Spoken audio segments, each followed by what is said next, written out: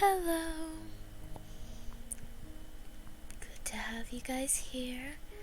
So, it's been a while, well, not that long, but um, I wanted to go ahead and start streaming the next rendition or next part of A Little Lily Princess. So, I'm gonna go ahead and click live scene and we're gonna go. So, hopefully, if you were here last time, you kind of know what happens. I have both videos out, first one and second one both out on Twitch, and I actually edited the first video on YouTube, so it's on our YouTube channel, Lesby Gamers, Lesby Gamers is the title of our YouTube channel. And that one has a bit more editing and kind of cutting more of the quiet spaces. But yeah, so the first part out is up there, and then the second part is here on Twitch. And I'm gonna go ahead and get started with the third stream. And I hope that's okay. Hey! Welcome. Do I sound okay? I just want to make sure. Am I too quiet? Am I too loud? Do I need to pull the mic away? Or do I need to speak up a bit more? But, it's so good to have you. I'm so glad. And I hope you have a great time. I hope everyone has a great time today. But, yes, I'm super excited.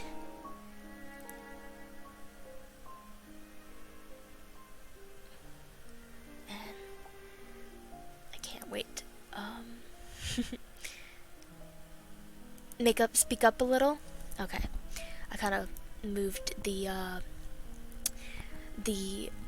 mic a little. Oh, let me try and... Yay! Hey! Welcome! Thank you. Alright, perfect. Alright, getting it all situated and fixed up. And we're gonna go ahead and we're gonna load the game. So last time we kind of stopped, we hit the end of the first part, and now we're on the second part, and the second part is much crazier than the first part. We just sort of found out that our dad died, and we are now a pauper instead of a little princess. We've gone from having money and being well off to having nothing, and basically we're going to see the events of that. And our headmistress, who found out first about our father's passing and that we have no money, she's very upset about that, and we're basically going to see what comes next. So yeah, we're about to get into a time, so let's go ahead and start it up.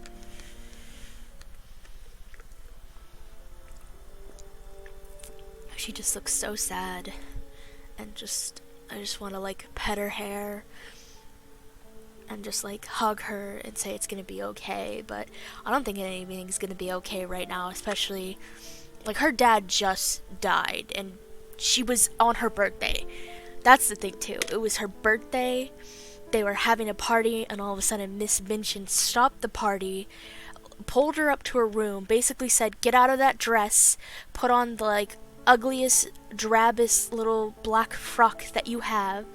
Your father's dead." Like, no sympathy, no hesitation. Your father's dead. You're penniless. You're poor. Report to my office. I don't give a fuck. So, yeah, her father passed away probably longer than a couple hours ago, because her father's in India, and the letter didn't get sent till much later. But for her, it's only been maybe an hour since she's learned that her dad is dead. And again, this was her birthday, so it's wild.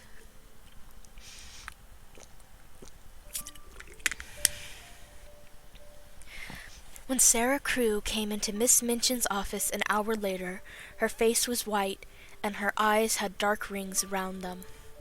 She did not look in the least like the rose-colored butterfly child who had flown from one treasure to another in the decorated schoolroom.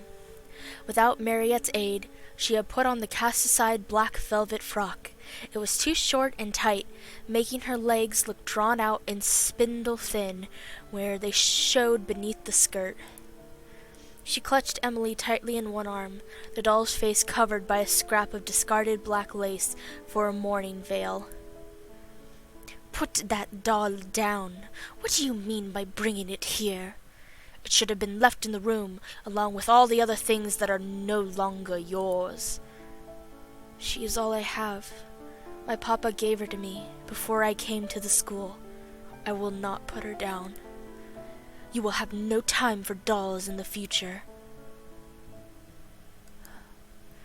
"Everything will be different now. Do you quite understand matters?" "Yes. My papa is dead. He left me no money. I am quite poor." "You are a beggar. It appears that you have no relations and no home, and no one to take care of you." "What are you staring at? Are you so stupid that you cannot understand?" "I tell you that you are quite alone in the world, unless I choose to keep you here out of charity."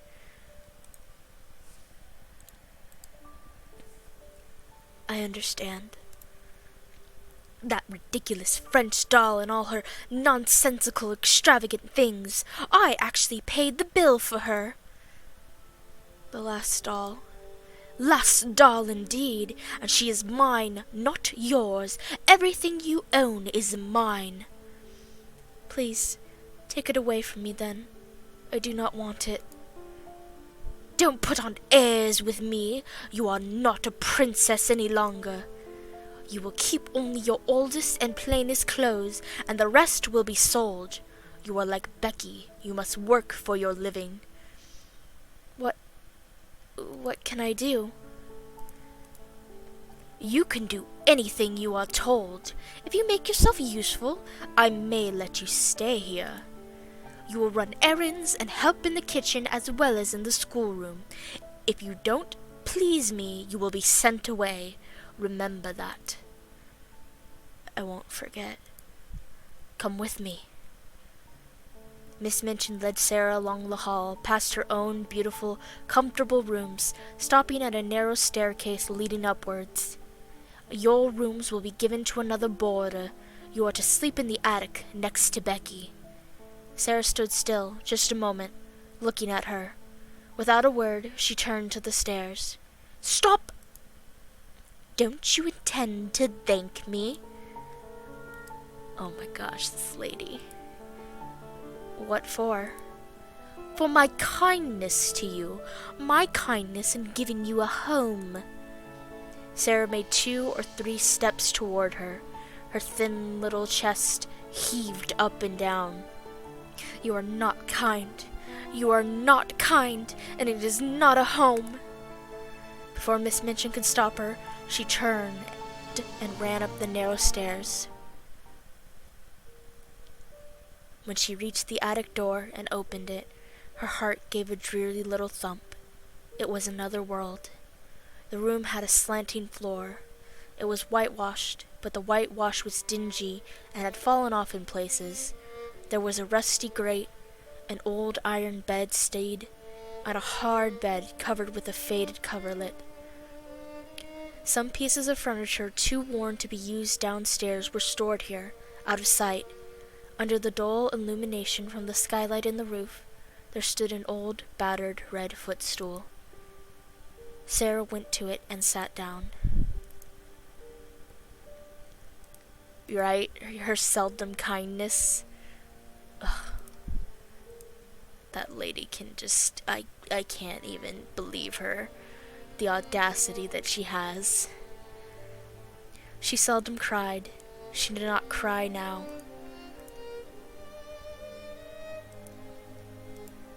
She laid Emily across her knees and stared at her impassive doll face. I wish she could talk. If she could speak, if she could speak. But Emily did not make a sound, and neither did Sarah. Sarah sat in silence for some time, until there came a low tap on the door, such a low, humble one that she did not even hear it. Her attention was not roused until the door was timidly pushed aside, and a poor, tear-smeared face peeped around it. "Oh, Miss Mata, would you allow me just to come in?" Sarah lifted her head and looked at her. She tried to begin a smile, and somehow she could not. Faced with the loving mournfulness of Becky's streaming eyes, her own at last began to water. "Oh, Becky." She held out her hand. Becky ran to her, clasping it tight. "I told you, didn't I, that we were just the same? Just two little girls. You see how true it is? There's no difference between us now. I'm not a princess anymore." Becky knelt beside her, hugging Sarah's hand to her chest. "Yes, miss, you are. Whatever's happened to you, whatsoever, you'd be a princess all the same, and nothing couldn't make you nothing different." And now we start the new week.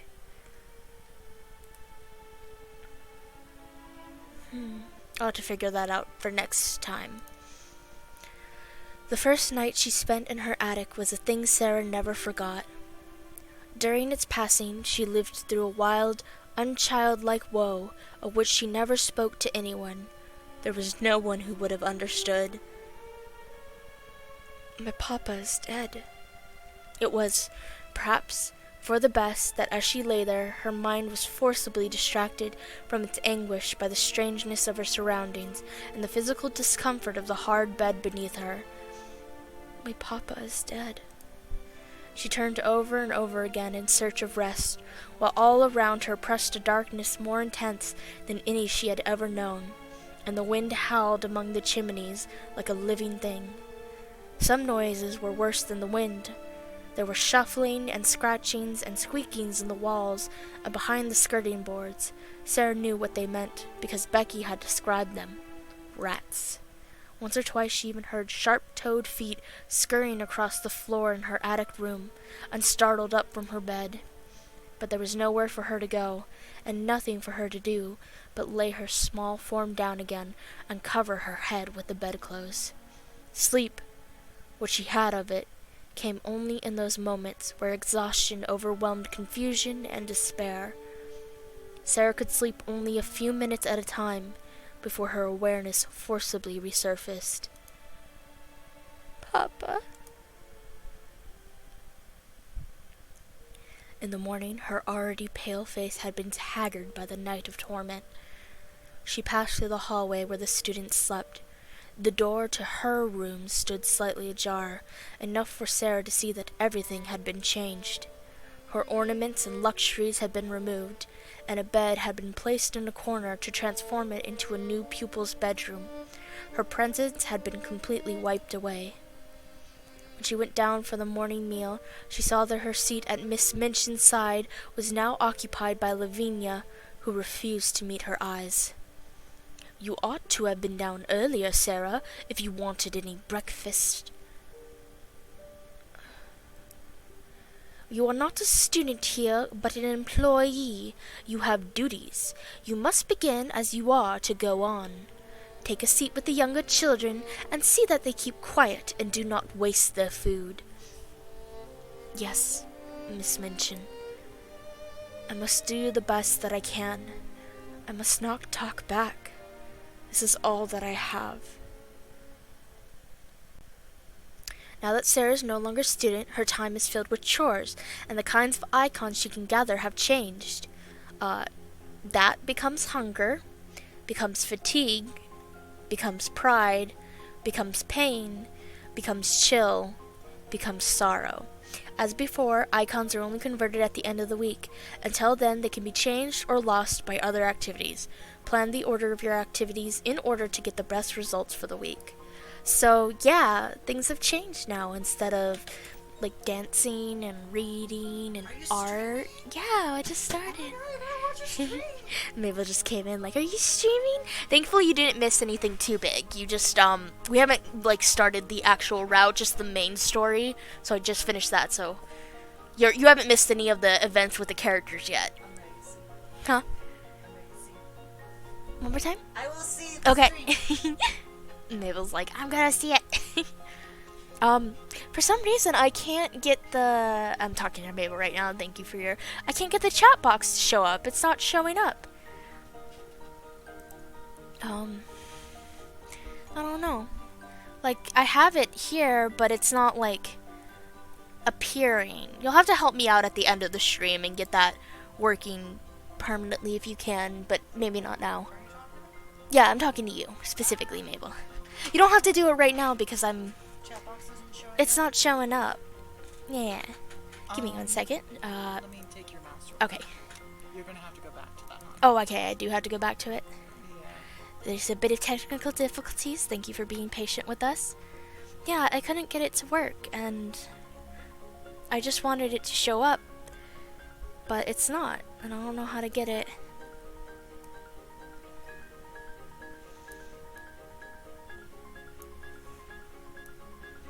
So I was asking if maybe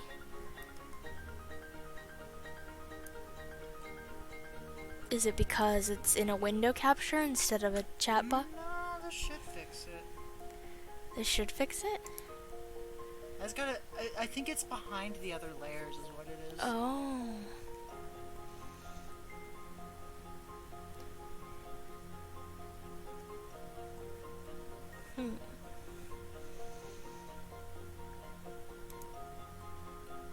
Like I said, I can look it up after. Yes. Yeah, we'll do it later. Thank you though for trying to help. Alright, thank you for that. Okay. So, now I have to figure out what I want to do, because now, in order to talk to certain characters, you still need the same stats as before, but they're a little different now, and instead of all the, like, happy, fun ones, they're a lot more, like, sort of grace and belief. You got, like, pain and hunger. So, I could do kitchen duties, which will give me 2 hunger, 1 fatigue, and 1 pain. Let me see. I could do wash clothes, dust and polish, game, alright. Let's tend files, dust and polish. Let's do kitchen duty. Or let's do something that might... Ooh, let's run errands. Tend files. Dust and polish. We'll kitchen duty. And...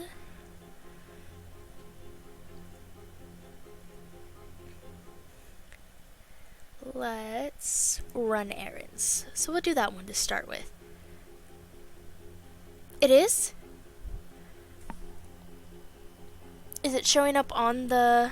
Yeah, it's showing up about here.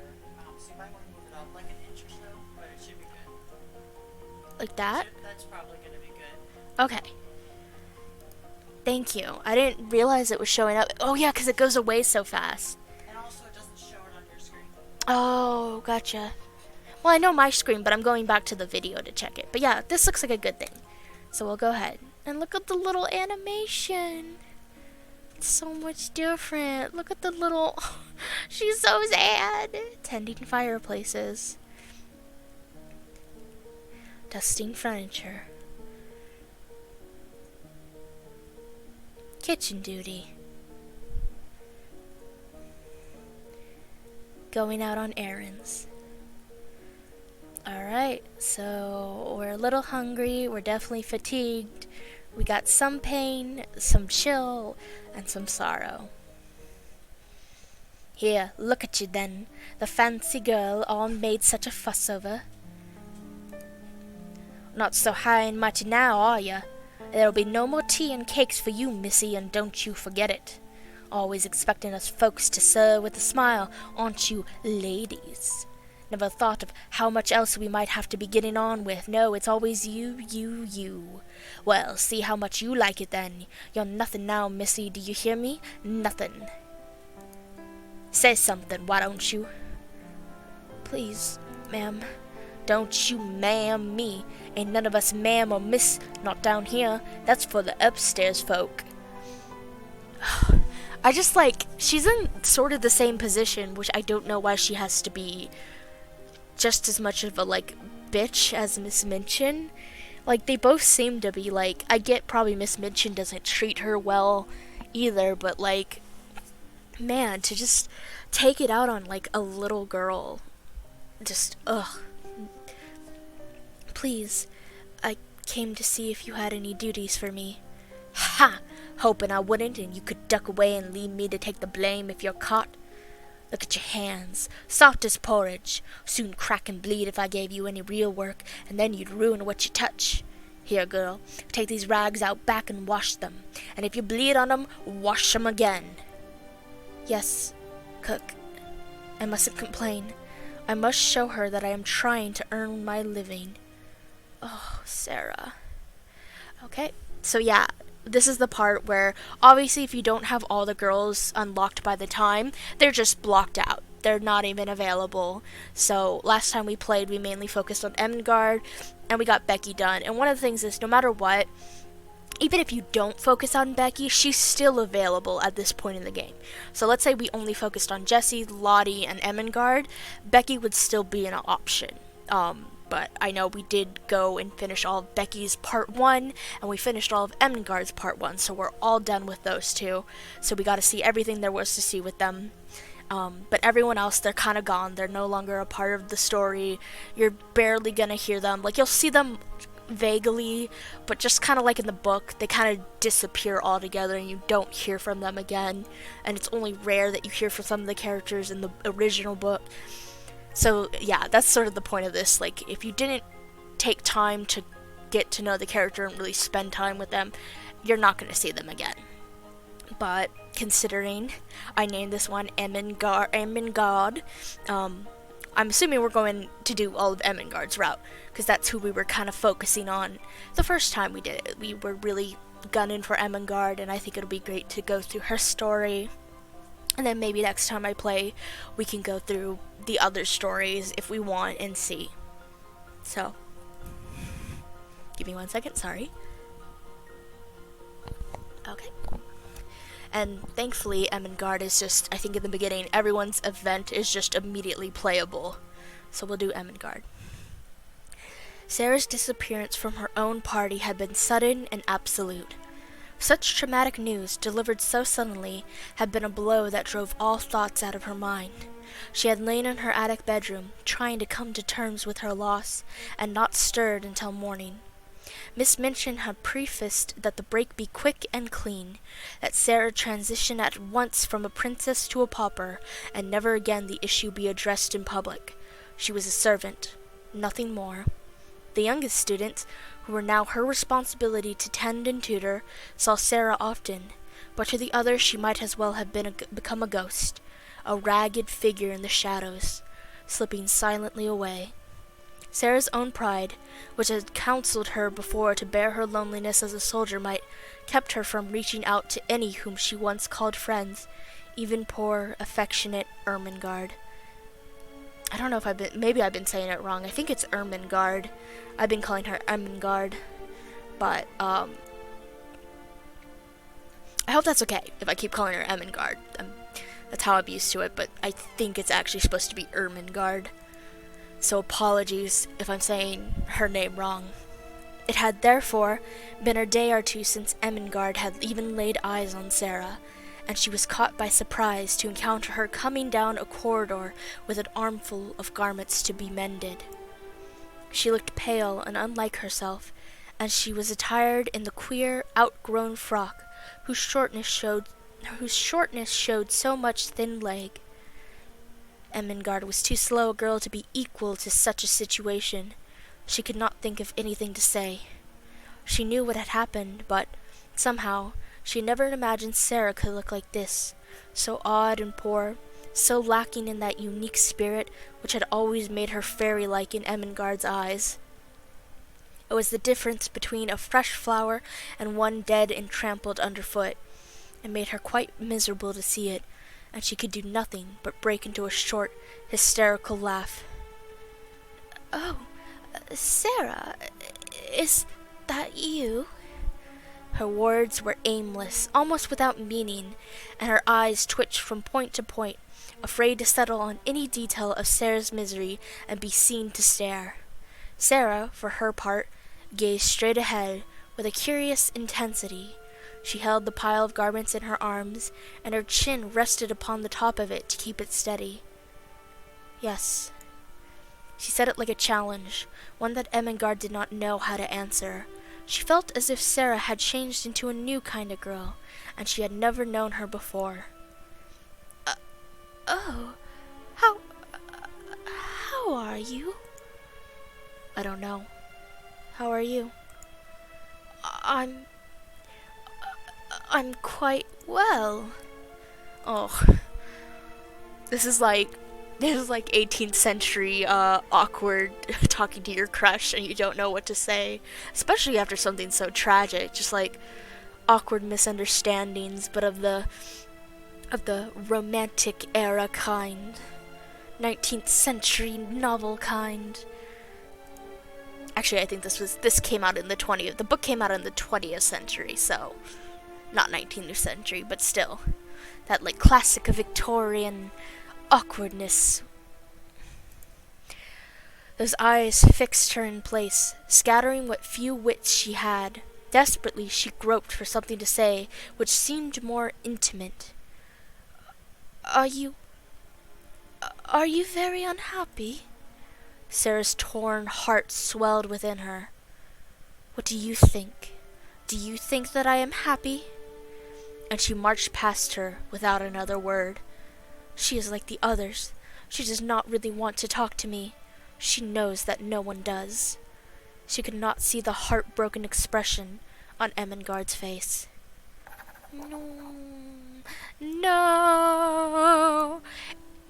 Misunderstandings of the Victorian era kind. Why?" "Do make an effort, Ermengarde. The classroom is inches from the dining room. Even you should be able to manage." "That's not fair. I had to go back upstairs for my book." Stung by Lavinia's teasing, Ermengarde hurried through the door and closed it behind her. "They're going to class. They have books." She stood there for a moment, biting her lip and staring at the wood of the door, when suddenly it opened again. "Sarah, come with me." Sarah lowered her gaze and followed Miss Minchin into the kitchen. "Emma, the basket." "Here, ma'am." "Very good. Sarah, here's the list of things we need from the market, and here are some coins to pay for them. When you are done, bring your purchases to Emma, and any leftover coin to me. I know what such items should cost. Do not attempt to pocket any of the coins for yourself, or you will be whipped for theft." "Yes, Miss Minchin." "On with you, then." Sarah kept her head down and walked out of the room without protest. At least her education is not completely wasted. That Becky can scarcely read her name. I certainly couldn't give her written instructions. "No, ma'am." "Well, get back to your work." "Yes, ma'am."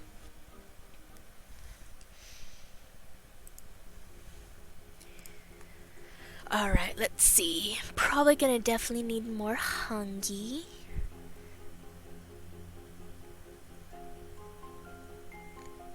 That might still be a good one for now. We might, we do need pain, and we do need some pride. So let's do 2 kitchen duty. Alright. Yep. There we go. There we are. Yay! Now we're a lot hungrier. That's actually more sad. Instead of gaining things, we're losing things. Oh. Ouch! Lavi, you're sitting on my hair. Perhaps you ought not to spread it everywhere then. Please, won't you move? I am reading, as you can see. Why don't you move instead? It's not like you're paying attention to your books. You never do. Sarah, dusting shelves along the wall, tried not to react to the mention of books. It is none of my business. I must finish this task and return. I can't move because you're on top of my hair. Please, Lavi. Oh, very well. Lavinia stood and moved over slightly before sitting again. Suddenly, her eyes gleamed. I think there are one too many shadows in this room. What? Oh, no, I was wrong. It is only the scullery girl. Sarah turned her head just a bit and looked at Lavinia, saying nothing. To think that she was the girl with the diamond nines. She does look an object, doesn't she? Hush. And she's queerer than ever. You got that right, honey. I never liked her that much, but I can't bear that way she has now, staring at her betters without speaking, as if she were supposing something nasty happening to us. I would not waste my time imagining bad things happening to other people. I watch people to find them out, and to try and avoid any mischief they might make for me. If Lavinia tripped me or shoved me, no one would care. No one would punish her. She continued to stare at the two girls until Jessie nervously clutched her friend's hand. Come on, let's go and sit in my room instead. The atmosphere would certainly be an improvement. Oh yeah.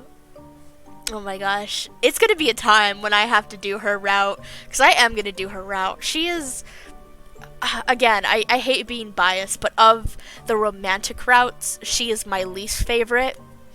But compared to all the characters, she's fourth place only because I like the romantic routes a little more than the platonic. I tend to play these games more for the romance than the platonic, but I guess if I was still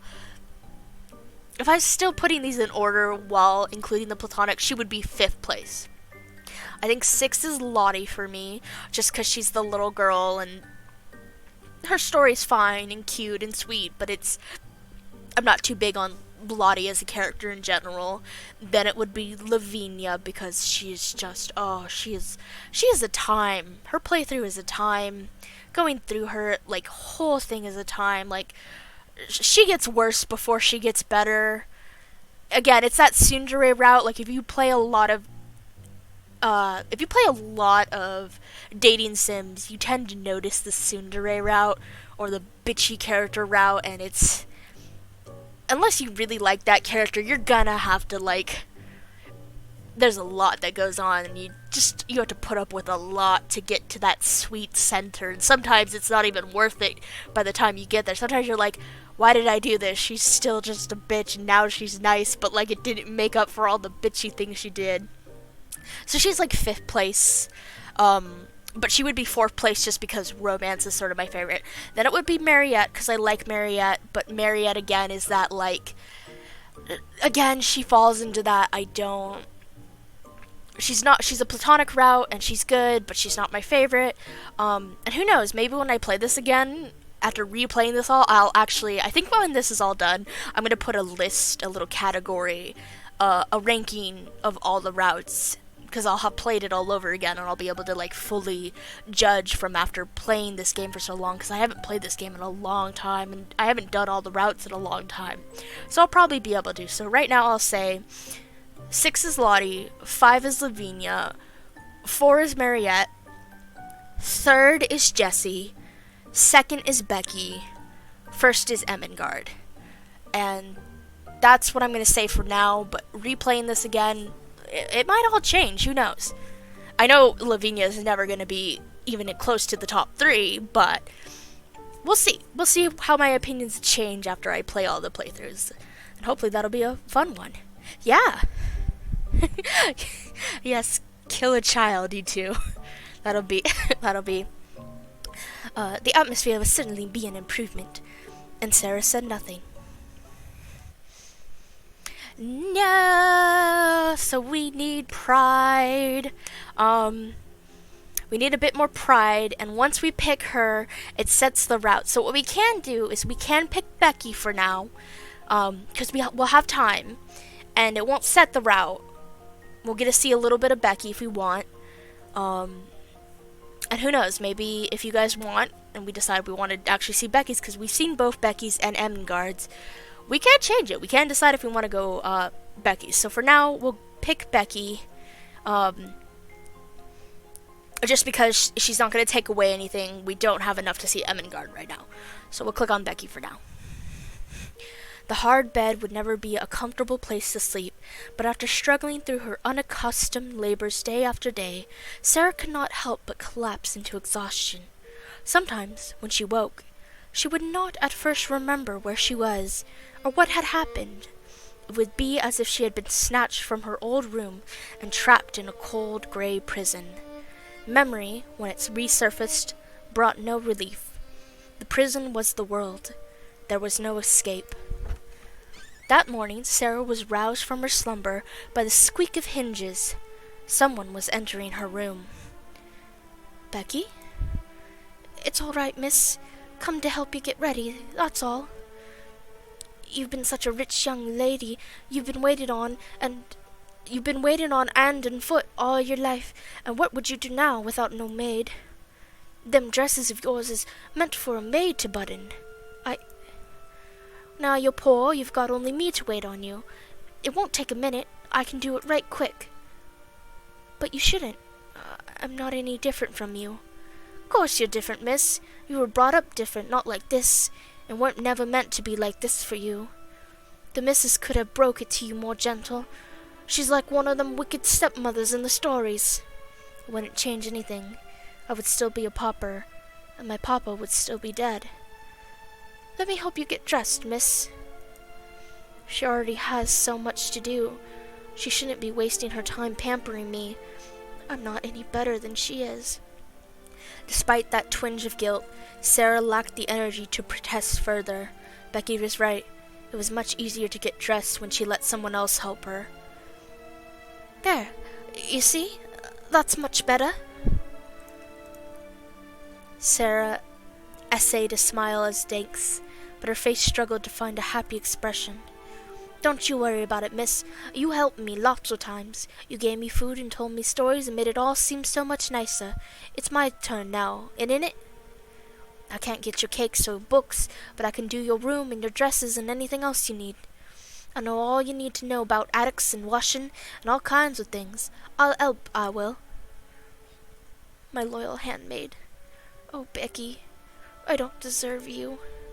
Sarah's eyes gleamed with unshed tears, but she did not speak. Becky patted her shoulder, more sure of herself now that she had asserted her expertise in scullery maid life. Don't you worry if you don't feel much like talking right now. I know sometimes a heart in trouble should be left alone. But if you do need me, I'll be right next door. I'm sorry we can't talk much while we're working, but the missus would box our ears for loitering. So don't mind me, miss, if I don't say nothing polite during the day. Someone'd be down on us if I did. I always mean please and thank you and beg pardon, but I doesn't to take time to say it. All Sarah could do was nod. Oh, Becky, if not for you, I think my heart would break for loneliness. Yeah, Becky's also a really good one. Emma, where is Sarah? Curled up in the corner there, slacking no doubt. You, girl, get to your feet so the lady can see you. Sarah, who had been crouched on the floor, scrubbing the inside of a particularly stubborn pot, pursed herself up. She rose too quickly for her dizzy head, and then had to fight not to wobble where she stood. Yes, Miss Minchin? Becky is so good. Like, again, Becky, that's why I say Becky and Ermengarde are my favorite. I'm a simple girl. I like the simple, nice, sweet characters in a dating sim. I tend to put them at the top because I don't want to go through the process of trying to make a bitch like me.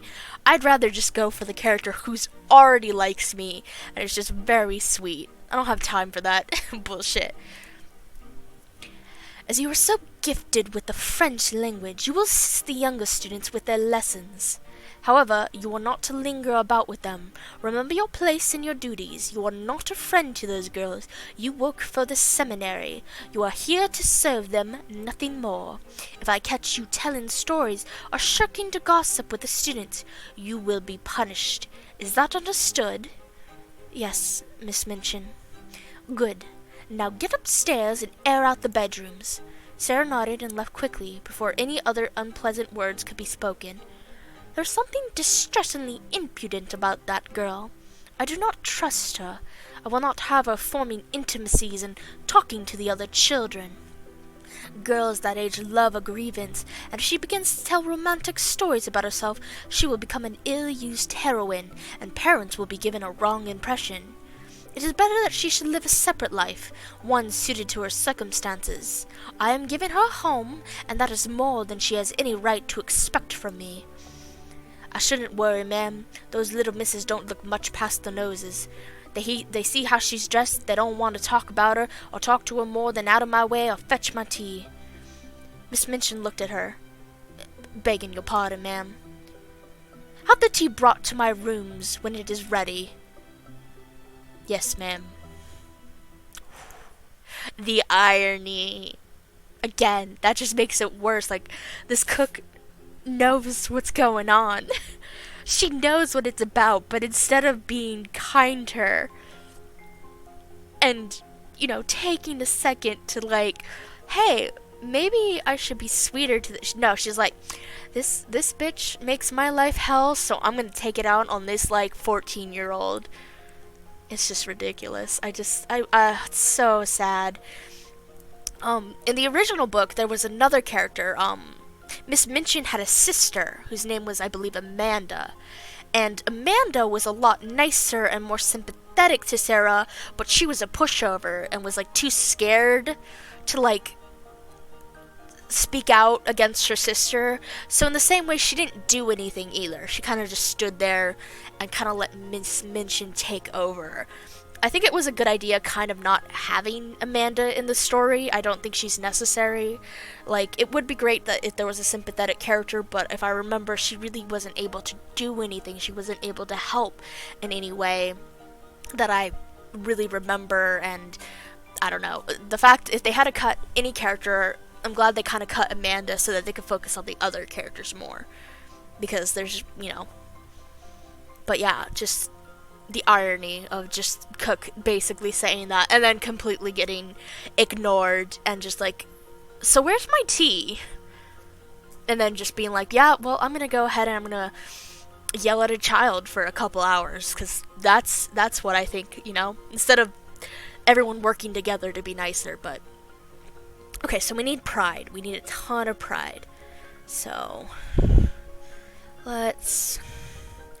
what do I not need? I don't need fatigue. So let's do 10 files, dust and polish, kitchen duty, and kitchen duty. Okay, and I'm going to save so I can definitely get that. Give me pride. Give me pride. Yay. Give me pride. Yay. Now I don't care. Give me anything. Yeah. Give me anything. Yay! Alright, perfect. Girl. Yes, Cook? Take this message into town. The address is printed on the envelope, see? Take it and go. Sarah picked up the envelope and hesitated. What are you waiting for? It's raining. Oh, you have eyes and ears, do you? Mind you keep that letter dry as you go. I haven't a carriage anymore. Better walk faster then. But... And a tongue you found as well. Wondered how long that would take. Without warning, Cook lashed out with the wooden spoon she was holding, striking Sarah hard upon the arm. Ow! That's what you get for talking back to me. Dogs aren't afraid of the rain. You're an animal the same as them, so you deal with it. I don't think dogs like to go out in the rain either. Are you gonna get moving, or I'm gonna have to school you again? There was nothing else to be done. Sarah bowed her head, hiding the pain in her arm and the stinging in her eyes, and walked out into the rain. Alright. So now we come to the big sort of decision. Whichever one we pick is sort of gonna stick us to the character. Do we want to go with Ermengarde, or do we want to go with Becky? I think last time I thought I was gonna get through the first part in one stream. Did not work out as well. I want to say we'll be done with the second route, which is the final route, by tonight's stream, but probably not, knowing what's gonna happen. So, who do we want to go for? Ermengarde? Alright, Mabel says Ermengawd. Anyone else? Anyone else want to defer? Anyone else?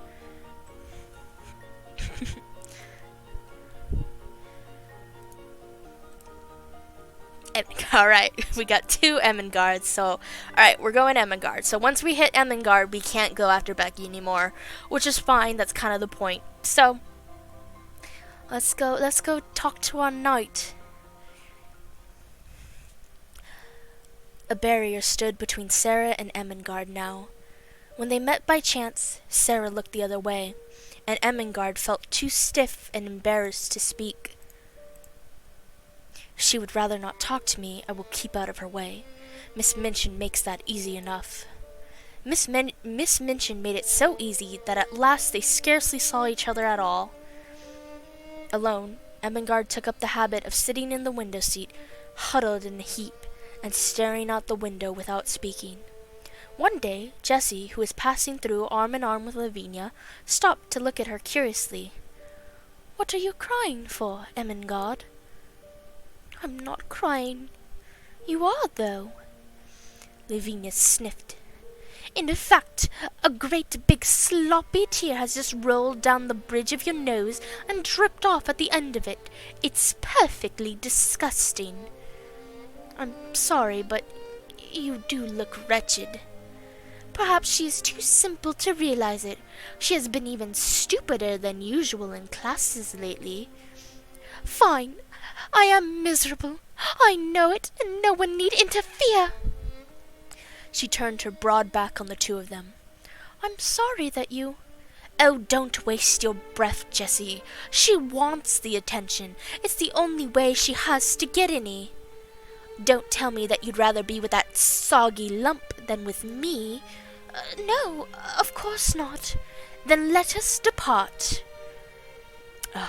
I gotta say, if you don't pick Jessie in the route, she kind of sucks. She's not the best. Like, it's that whole like, oh, it's funny that Lavinia's has the pet name when Jessie acts more like the pet. Because, yeah, if you see her in any other route, she doesn't really, she's still okay, but she kind of just, she stands by Lavinia's side and doesn't really do anything. So unless you're going for her route, you don't get to see a lot of her personality, which is kind of the sad thing. That's sort of how the book was. Again, in the book, Lavinia and Jessie kind of just disappeared after this point. Like, you didn't hear about them. They were barely mentioned. If they were even mentioned, yeah, right? But if you play her, she's actually pretty fun to go after. Her story is actually really great. But yeah, if you don't pick her, she's not the greatest. She's not as bad as Lavinia, but definitely doesn't seem to realize the situation. So, alone again, Ermengarde dug out her handkerchief and hid her round, reddened face behind it. It seemed there was no end to sorrow.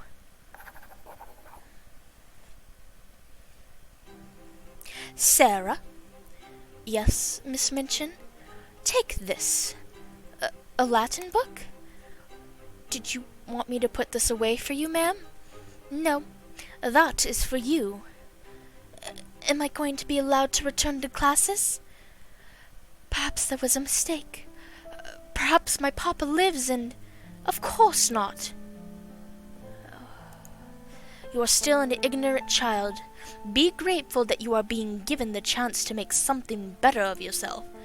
Study that in the evenings. You will be examined on its contents to see how you are progressing. When you have learned that book satisfactorily, then and only then I may grant you another. To make a chore what should be a delight. But I am hungry for books, and she knows it. Thank you, Miss Minchin. I am pleased to see your attitude has improved somewhat. Remember, you are in my debt for all that was spent on you that your father never paid, but that does not mean that you can never be redeemed. Show a good Christian work ethic, serve as you are told, cause me no more trouble, and perhaps when you are an adult we will be able to come to a new arrangement. Do you think you are a good Christian? Now, on with your chores.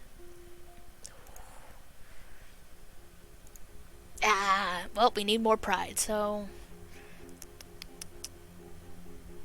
Dust and polish, dust and polish. Let's run errands at the end. Kitchen. Okay. Let's try this again. Yay. Yay. Yay.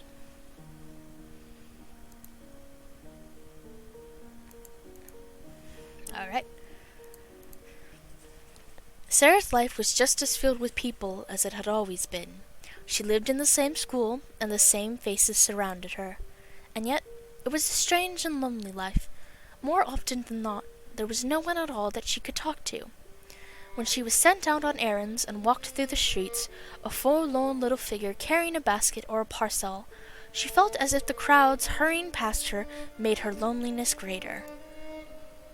When I was the Princess Sarah and I went out in the town with my carriage or walking with Mariette, everyone liked to turn and smile at me. She had been a beautifully cared for little girl, and such naturally attracted attention. Her bright, eager little face, her picturesque clothing, all had been rare and pleasant to look at. No one looks at me now. No one seems to see me at all. There was, unfortunately, no shortage of poor and shabbily dressed children in the streets of London. One more was nothing remarkable at all. Even with the great shock of her change in circumstances, Sarah's body had not ceased to grow. She had been allowed to keep only the oldest and least valuable of her clothing, which now fit quite badly indeed. As such, when it happened that Sarah passed by a shop window with a mirror in it, she did not at first recognize the reflected girl as herself. "Oh, Papa, what would you think of your little missus now?" "Yeah, all right. Ermengarde, and we have enough." That night, when Sarah climbed the stairs to her attic, she was later than usual. She had been kept at work until after the hour at which the pupils went to bed, and after that she had studied her books alone in the empty schoolroom.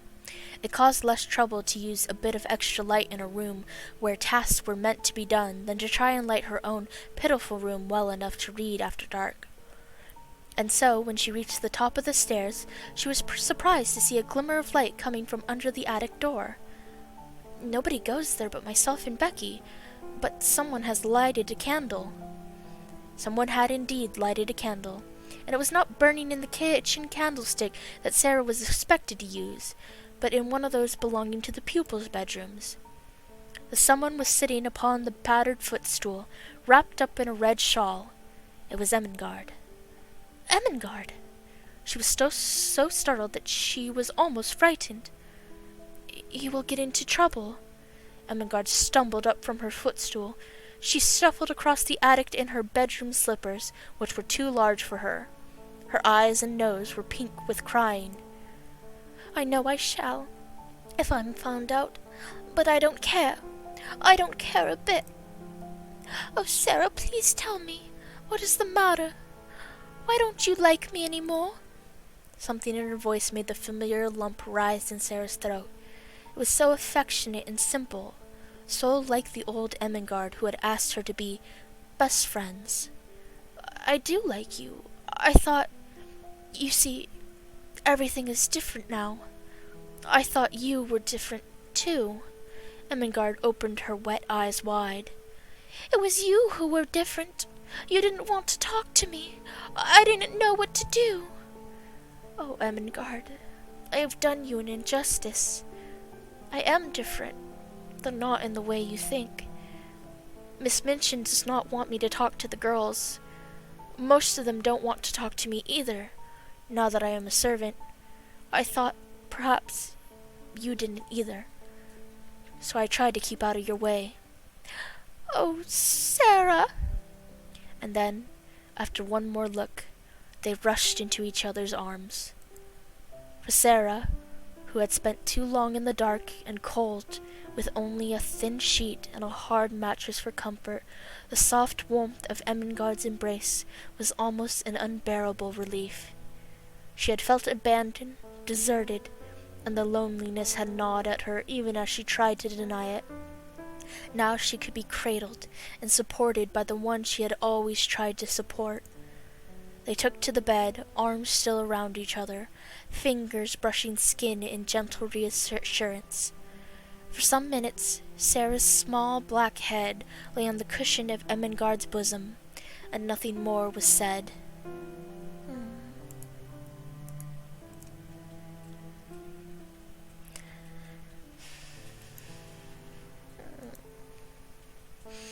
Oh, misunderstanding fixed. At last, Sarah pulled away, just enough to sit up and clasp her knees with her arms. Ermengarde draped her shawl about them and looked at the odd, big-eyed little face adoringly. I couldn't bear it any more, Sarah.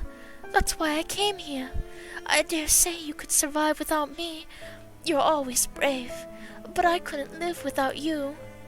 I felt like I was dying inside, just withering up into nothing.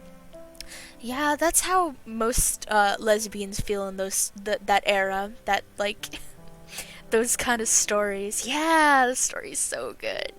But that story of just like there's something about old books or movies and a relationship with two girls where it's just like I would have died without you, and it's like, oh, same mood. It's so gay, and I absolutely love it.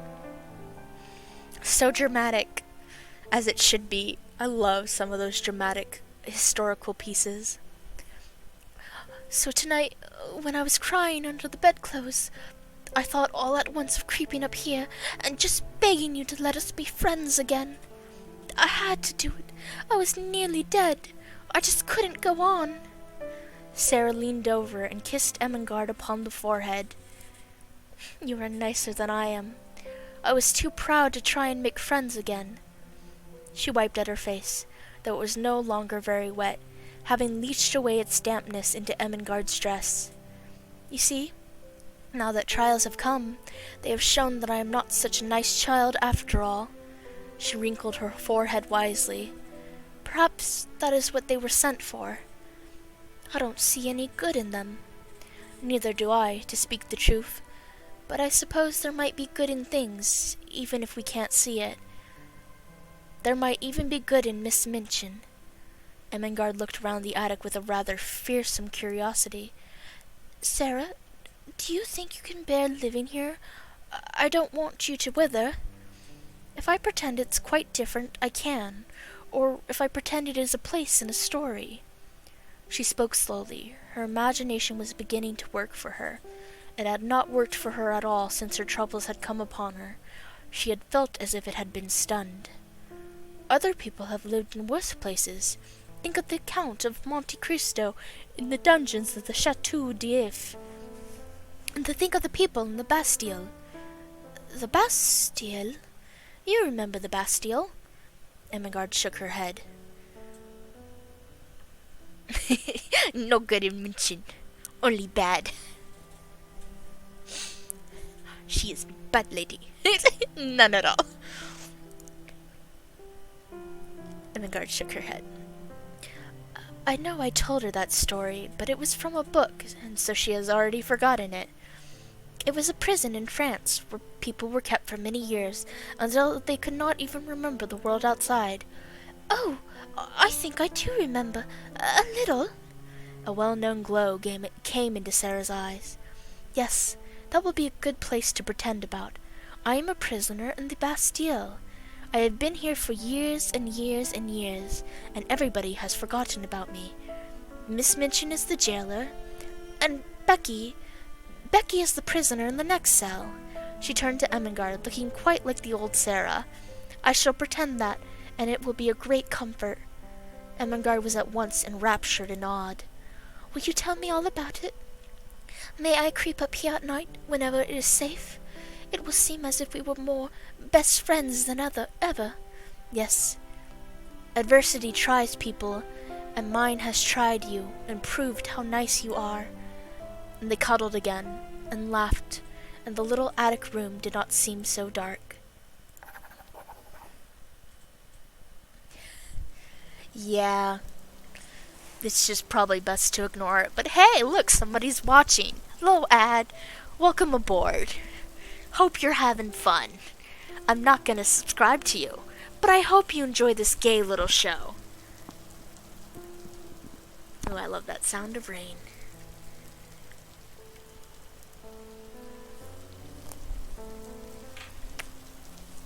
Okay. But yeah, and if there's one thing I can say, so just like in the book, the only two characters that it is literally a bot. Yeah.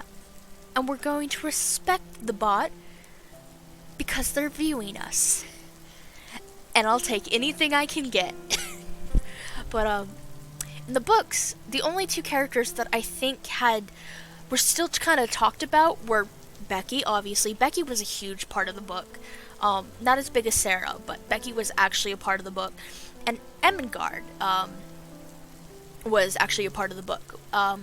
Not as like intense as obviously this story, I don't think, but she was definitely there. She was more talked about, more tapped on, I'm trying to think of the word, more elaborated on than Jessie or Lavinia or Mariette. I think Lottie was also there for a little, but Lottie was like, she was there and then she was gone. So Ermengarde was like, Ermengarde and Becky were the only two girls who were really in the books, the original books. And again, I think even Ermengarde, after a point, she kind of tended to fall into the background still. It was more like Sarah, it's more like Becky, and then it was mainly Sarah. So it's really good to see, but there are definitely scenes in this one that are references to the original book that follow it a lot more, whereas like obviously this part is more the actual book, but the actual characters, like if I went Jessie's route or Lavinia's route, that would have been all new material just made up for the story. But with Ermengarde and Becky, there are actual scenes in their routes that are actually also in the book. So I thought that was really cool. Mariette too. Mariette, after she was like excused from work, she disappeared. She never returned. We never heard from Mariette again. So unless you do her route, you'll never hear from Mariette again. So yeah, Becky and Ermengarde, and I think Lottie were the only three that we kind of got to continue to see more of in the book, but not to this extent, not to this much elaborance. Oh, I wish Haley was here. She knows Latin so much better than I do. Quintus filius est. Quintus filius est. Sarah sat alone in her attic room, practicing the vocabulary from the Latin book she had been given. Metella mater puri est. She could scarcely hear her own voice over the rattling of rain on the slate roof. The sound of droplets surged and danced in waves, seeming to form words she could almost understand. I cannot concentrate. She set the book on the thin mattress and looked up at the blurred, shifting images through the wet skylight.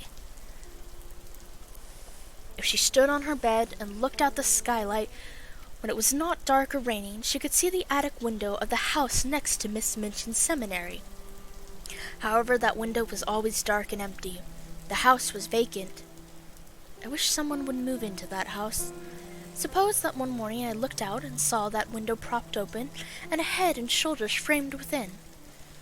If it looked like a nice head, I might begin by saying good morning, and then all sorts of things might happen.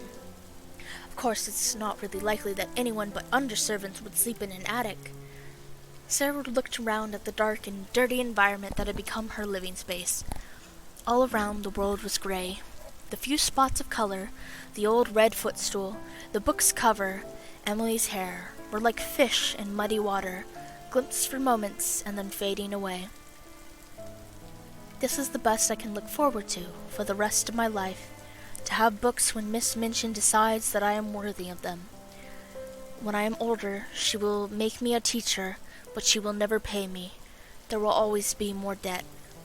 She will be obliged to give me more respectable clothes for the school's sake, but they will still be plain and ugly, and make it clear that I am a servant, and I will never escape. Then a thought came back to her which made the color rise in her cheek, and a spark light itself in her eyes. She straightened her thin little body and lifted her head. Whatever comes cannot alter one thing. If I am a princess in rags and tatters, I still can be a princess inside. It would be easy to be a princess if I were dressed in cloth of gold, but it is a great deal more of a triumph to be one all the time when no one knows it. Marie Antoinette, when she was in prison and her throne was gone, and she had only a black gown and her hair was white, and they insulted her and called her Widow Capet, she was a great deal more like a queen than then, when she was so gay and everything was so grand. I like her best then. Those howling mobs of people did not frighten her. She was stronger than they were, even when they cut her head off. I can't remember. Was Marie Antoinette, was she kind of, like, problematic? Wasn't the whole reason, like, the French Revolution happened was because she kind of, didn't help her people? I cannot remember what I know, like, I can't remember if she was actually a good queen or not. So it's very interesting. Anyway, nothing that I am facing is as frightening as that. We're gonna need more pride. We're gonna need more pride. We're gonna need so much pride because we have no pride. We're shameless. Let's go. Tending fireplaces. Tending fireplaces. Oh no, that was a bad one. Oh, poop. I should have saved. Oh. Yeah, that's true. I guess it is funny to refer to a queen as problematic when monarchies are inherently problematic. Okay, so it was more of a, like, rich thing, and wasn't there the whole, hi, welcome. Yeah, I saw. Welcome, Technomancer. Glad you've been.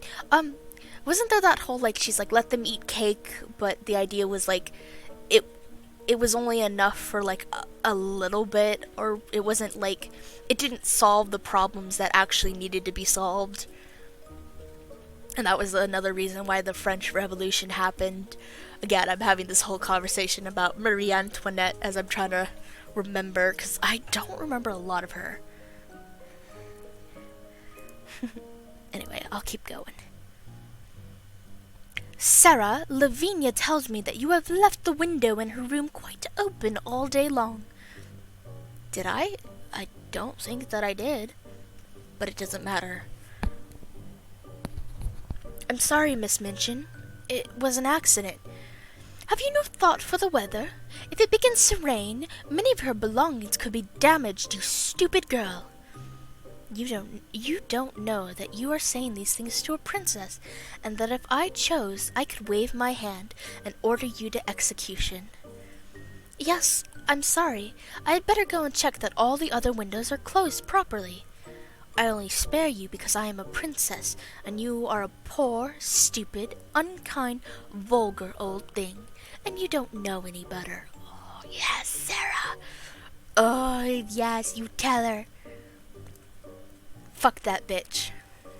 Please excuse me, cook. A princess must be polite. Sarah bobbed gently and walked out of the room. That girl, to smile as if she hadn't even been scolded. Sometimes I cannot tell whether she hears me at all. It's as if she were living in another world. She's got more airs and graces than if she came from Buckingham Palace, that young one. She drops them about the kitchen as if they were nothing. It is not a natural way for a child who has lost her only parent to behave. She is a clever girl, and that is why she is useful, but it may also turn her sly. I won't have her plotting mischief. Keep her busy. If she is tired enough, she will have no time to put to ill purposes. Ugh, just the worst. Okay. But that was something I want to say. This is why I really love Sarah, was like, again, she was strong in a very different way. She was just very resilient as a character.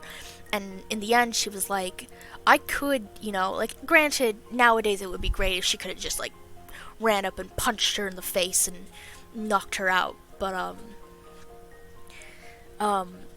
I like, in this time, in this age, like, her resilience and her perseverance and her refusal to give up and to still have that imagination, to have that imagination after everything, like, that's so important to me, who has always been a big fan of imagination and, like, using your imagination and keeping that imagination going. So she's one of my favorite like, young protagonists, female protagonists, just because she's different from the other strong female protagonists, not in a bad way in any way. It's just I didn't get to see a lot of that like kindness and just the resilience, and despite the fact that she was poor, she was still nice, but she was also a little smart, a little sly. I don't know, it was just something different, and I really liked that. So yeah, Sarah's just a really great character, and I just love her. Now we go back to Ermengawd. It is an unfortunate fact that few homes in London are entirely free of rats. Sarah's little attic room, with its shabbily maintained walls, contained several entrances for a bold rodent who wished to explore. That day, Sarah was seated on her floor when a small sound drew her attention to the floor. A large rat was sitting up on its hind quarters and sniffing the air in an interested manner. There must have been some crumbs stuck to my skirt earlier. They have fallen to the floor and caught his interest. He looked so like a gray-whiskered dwarf or gnome that Sarah was rather fascinated.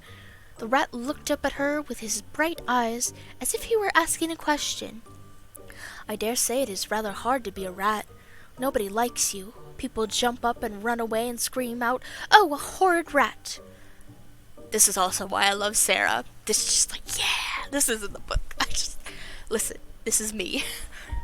Even though I know it shouldn't, like, I know that these rats are not pet rats, and they're definitely not, you probably don't want to get too near one of these rats, but finally, a story where a character, like, likes a rat and doesn't just treat them like, oh, yeah, this is another reason I just love Sarah.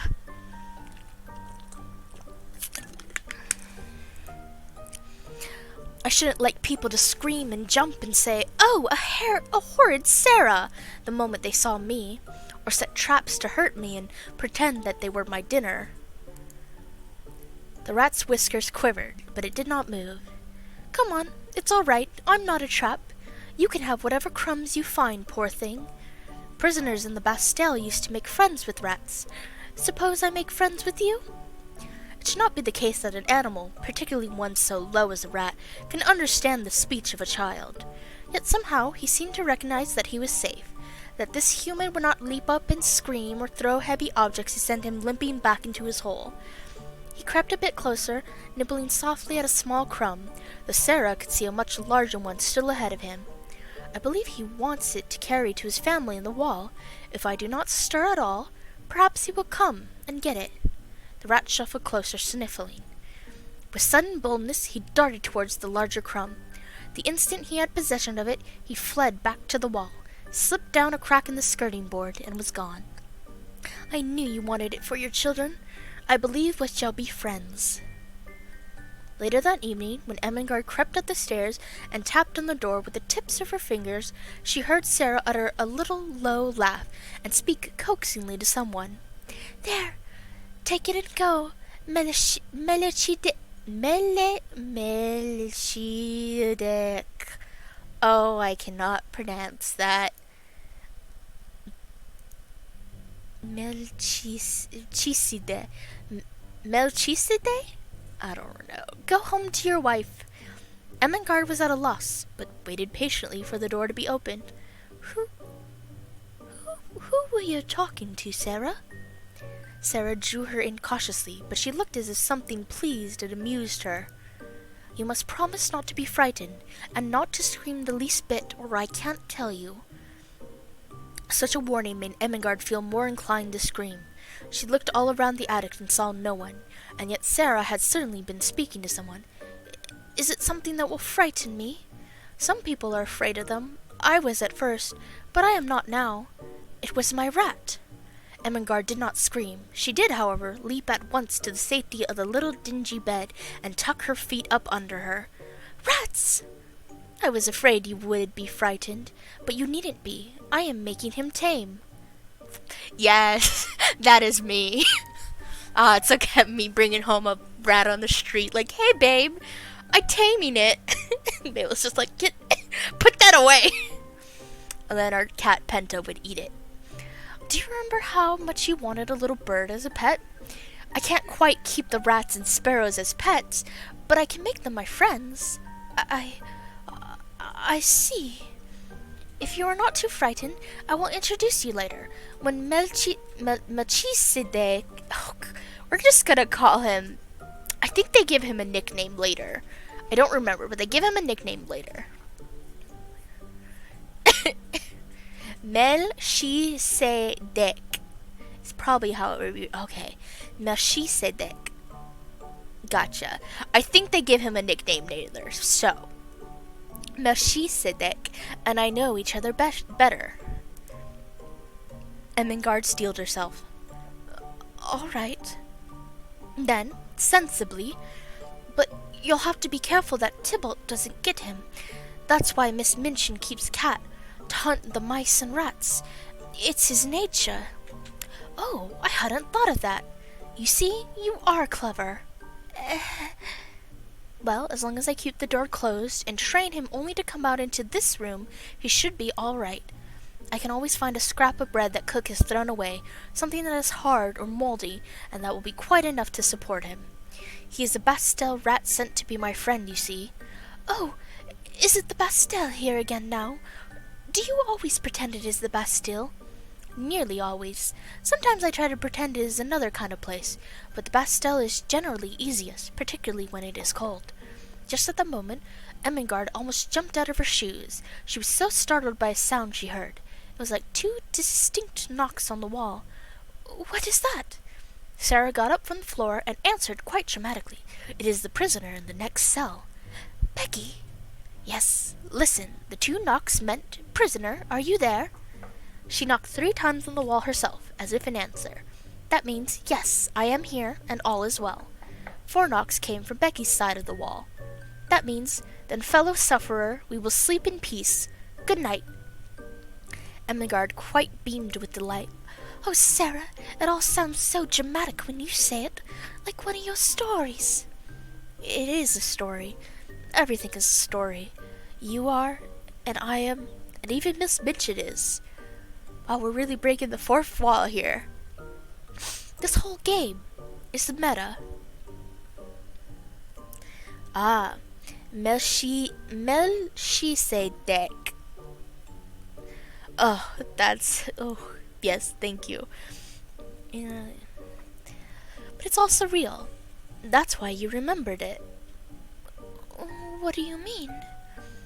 You remember the Bastille now because you have been inside of it, here, with me. You are trying to confuse me.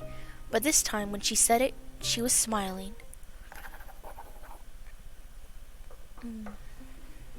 One afternoon there came a familiar tapping at Sarah's door. She knew by the sound that it was Becky. But Becky was too excited to wait for a response and burst into the room only moments after knocking. Can we see it from your window? See what? There's a van, and horses, and men with furniture. Do you mean the house next door? Together they scrambled up onto Sarah's thin mattress and craned their heads to see the road outside. Sarah could just make out men in shirt sleeves carrying heavy packages and furniture, though she could not see the entrance that they walked through. Still, there was only one house she knew to be vacant so close. It's taken! It really is taken! Oh, I do hope a nice head will look out the attic window. Wish we could go down and see up close, but Cook would have our backs for idling. Oh, Becky, look, look! Glimpsed for a moment were items that made Sarah's heart give a quick beat of recognition. There was a beautiful table of elaborately wrought teak wood, and some chairs and a screen covered with rich oriental embroidery. They look so much like the things I used to see when I lived in India with my papa. Do you remember my carved teak wood desk, Becky? Miss Minchin took it away to be sold. Don't know what's teak wood, miss, but I know you had a pretty desk. Sometimes it's hard to remember, from here, what it was like in India. It is like a dream slipping from my fingers. Look now, there are patterned rugs. I thought I might never see such things again. Miss, an idol! The workers now had a Buddha in a splendid shrine. Someone in the family must have been in India. They have got used to Indian things and like having them around. I am glad. I shall feel as if they were friends, even if a head never looks out the attic window. Becky's mind was still caught by the sight of the Buddha. And Ethan living next door, kneeling down and praying to gold and stone. Reckon somebody ought to send him a tract. You can get a tract for a penny. Sarah laughed a little. I don't believe they worship that idol. Some people like to keep them to look at because they are interesting. My papa had a beautiful one, and he did not worship it. More romantic if it's heathens, don't you think, miss? I never lived next door to no heathens. I should like to see what sort of ways they'd have. People aren't so different, really, when you look at them closely enough. I'm sure we'll find out more about our new neighbors soon. They're only just next door, after all. Witches? I've never seen no witch, miss. We just need more... We just need more pride and chill. I think we're doing good, so I'm gonna save. Boop. And I think... Probably run errands. Kitchen... That seems like a good one. Alright. Give me pride. Yay! No! Yay! Yay! Yay! Close it up. Sarah was in the schoolroom with her small pupils. Having finished giving them their lessons, she was now gathering the French exercise books together. As she did so, she thought, as she often did, about the various things that royal personages in disguise had found themselves forced to do. Alfred the Great, for example, had wandered England like a peasant to hide from the invading Danes, begging for food in exchange for chores. Once he had been promised cakes by a farm wife if he would watch the stove while she herded the cows, but he was distracted thinking about his problems, and the cakes burned, and the farm wife boxed his ears. She had no idea that he was anything but a poor beggar. How frightened she must have been when she learned what she had done. Sarah saw Miss Minchin entering the room to check on the progress of the older students. She lowered her gaze and smiled to herself. Imagine if she should find out that I, Sarah, with my toes almost sticking out of my worn old shoes, am truly a princess. She did not realize how this expression might look to the older woman, like a sly little smirk. You! All at once, Miss Minchin flew at Sarah, pinching her ear and giving it a shake. It was so very like the way that Alfred's ear had been boxed that Sarah, startled out of her dreams, could not help but give a little laugh. It was not planned, but simply burst out of her. What are you laughing at, you bald, impudent child? Took Sarah a few seconds to control herself sufficiently to remember that she was a princess. I was thinking. Beg my pardon at once. Sarah hesitated a second before she replied. I will beg your pardon for laughing, if it was rude, but I won't beg your pardon for thinking. What were you thinking? How dare you think? That exclamation caused a wave of quiet titters among the older students. Look at Sarah. She's not even frightened. She's about to say something queer, I'm sure of it. I was thinking that you did not know what you were doing. That I did not know what I was doing? I was thinking about what would happen if I were a princess, what I should do to you.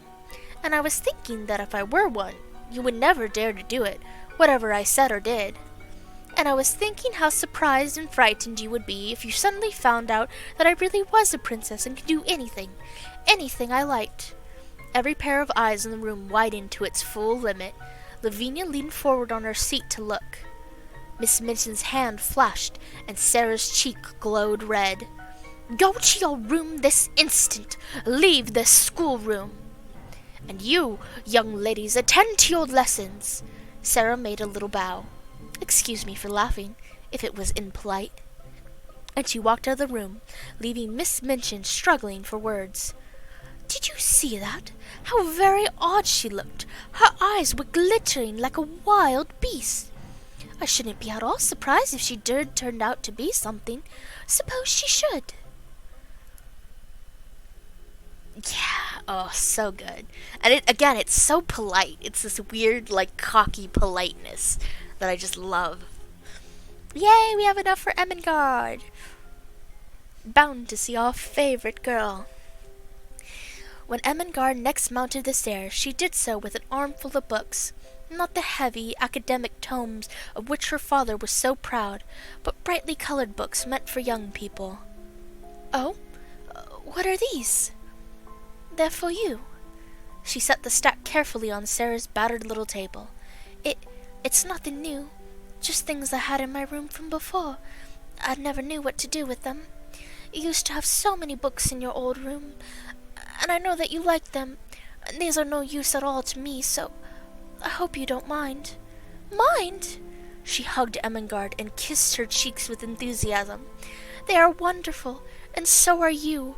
I will read them and be filled with stories. Exactly. Gaslight, gatekeep, girl boss. Sarah's taking no shit, and I love it. Just this polite way. Again, if an adult slapped me at this age, I would have burst into tears. I would have been like Lottie. So even at the age of Sarah, I feel so bad. But if a teacher had like slapped me, I would have like cried. I would have been a baby about this whole situation. Sarah is just, I don't even, oh my gosh. I always see this book sort of like a Cinderella story, but more, like, there's more to it. Like, you actually get to see Cinderella have that perfect life, and then what happens when it's all taken away. And I just think it's like, to me, it's almost like a better Cinderella story in a sense, too. Like, obviously, there's other issues, but it's, I don't know, there's something about this story that just, yeah.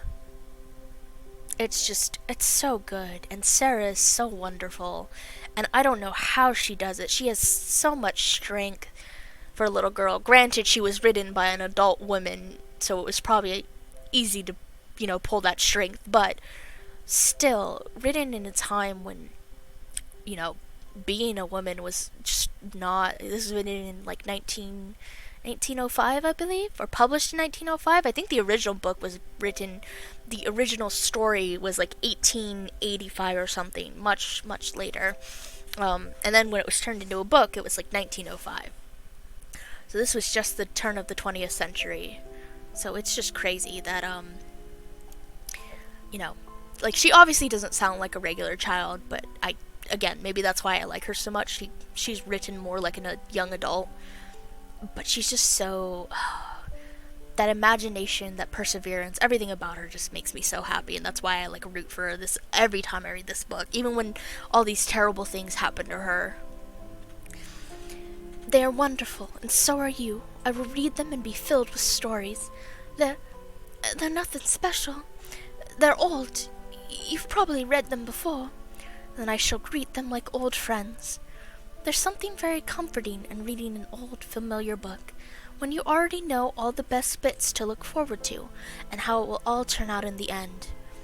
It can be just as lovely as exploring a new story, or making up one for yourself. She picked up one of Ermengarde's tributes, Memoirs of a London Doll, and a puzzled, tender look came into her face. Oh, I read this with my papa once, when he wished to teach me about England, and then I made up my own version and told it to him. Papa always laughed. Not at me, not to be unkind, but laughed, and said what a funny little thing I was. But he liked me to make up stories. I can't help making up stories. If I didn't, I don't believe I could live. Ooh, I'm gonna screenshot that. That is like the one, that's definitely me when it comes to it. I wouldn't know what I would do if I didn't have the imagination that I did. I've always had such an active imagination as a kid, so much so that I would run around the house just so I could, like, get my thoughts out, and I needed that burst of energy to just run back and forth in the house, just back and forth across the living room while I thought up different little ideas and different little stories, and it's made me, into the writer that I love to be, and the creative type that I love to be. So I think that's another reason I think I just love Sarah as a character, is her perchance for making stories and having such an active imagination and always thinking up new things and how to tell different things. And I just sorry, I'm getting all emotional for this character, but that's why she's just one of my personal favorite characters, and I'm so glad that this game introduced me to this character and that I ended up buying the original book and reading it. I still think this is my favorite version because it's gay. No, it's gay. Like, you could say that the book is gay, but it's really not. This is 100%, no question, gay, and I absolutely love it. But the book was still such a good thing, and this part of this part of her and her active imagination, and how it helps her and keeps her, how it helps her to survive. It's just incredible. So, she is one of my absolutely favorite female protagonists. I can't help making up stories. If I didn't, I don't believe I could live. She paused and glanced around the attic. I'm sure I couldn't live here. Ermengarde fiddled with the end of her braid, turning it round and round with her fingers. I wish that I could find books comforting. I wish that I could find books comforting. I wish that reading them would fill me with stories, or anything. I feel so worthless here at school. I shall never be any good at anything that they are trying to teach me. You should not say never. Never. I shall never be accomplished, no matter how much Miss Minchin tries, or you try, or anyone else tries to help me. I'm only wasting everyone's time. It is Miss Minchin's job to teach. She should be prepared to deal with students who do not learn so quickly or so easily. Ermengarde does not need to apologize for that, but knowing that doesn't do anything to fix the way that she feels. You're not good with books. That is how you are, but it doesn't make you worthless.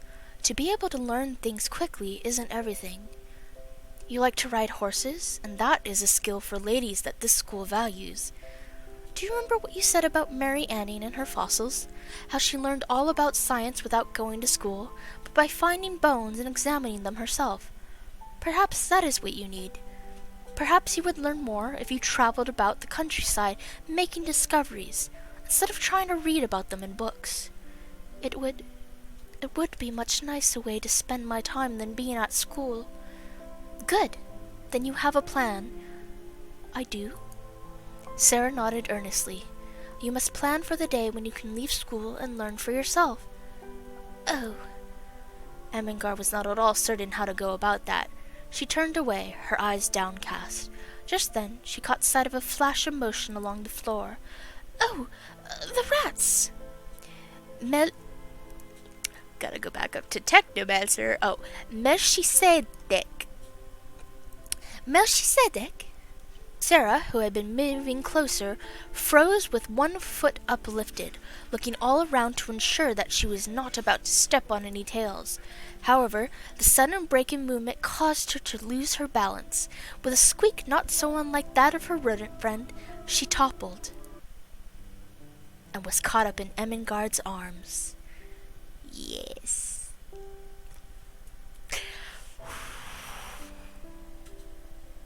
That's gay.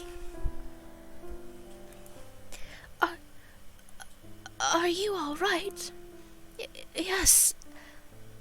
Thank you. How curious I feel. My heart is pounding inside me so loudly. It must be because I was startled when I fell. Can she hear how it beats? I didn't mean to make you fall. Fall in love.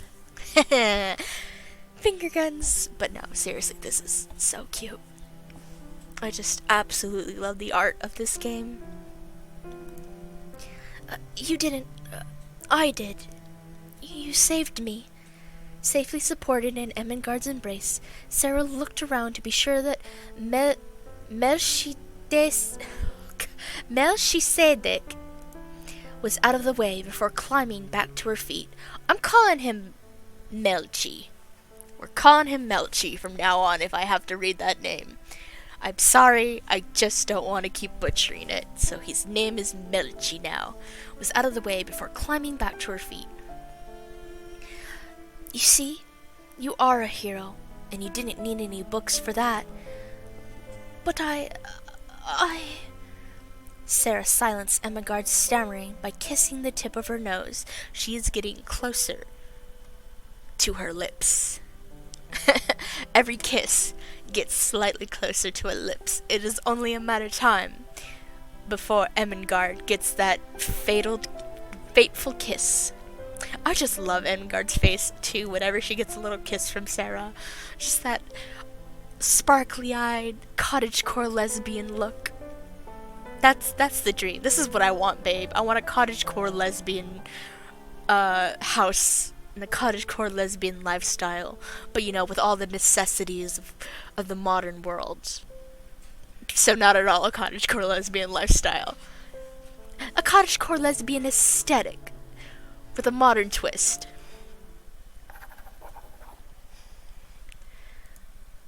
It was Sarah, not Becky, who first caught sight of the man who had purchased the house next door. The day was wet with the unpleasant aftermath of the wrong amount of rain, enough to turn dirt to mud and trash to sludge, but not enough to wash the street stones clean. Sarah had to be careful to mind her steps, or else she might wind up falling into filth. As she picked her way back to the seminary, she saw a carriage pull up and stop before the newly occupied house.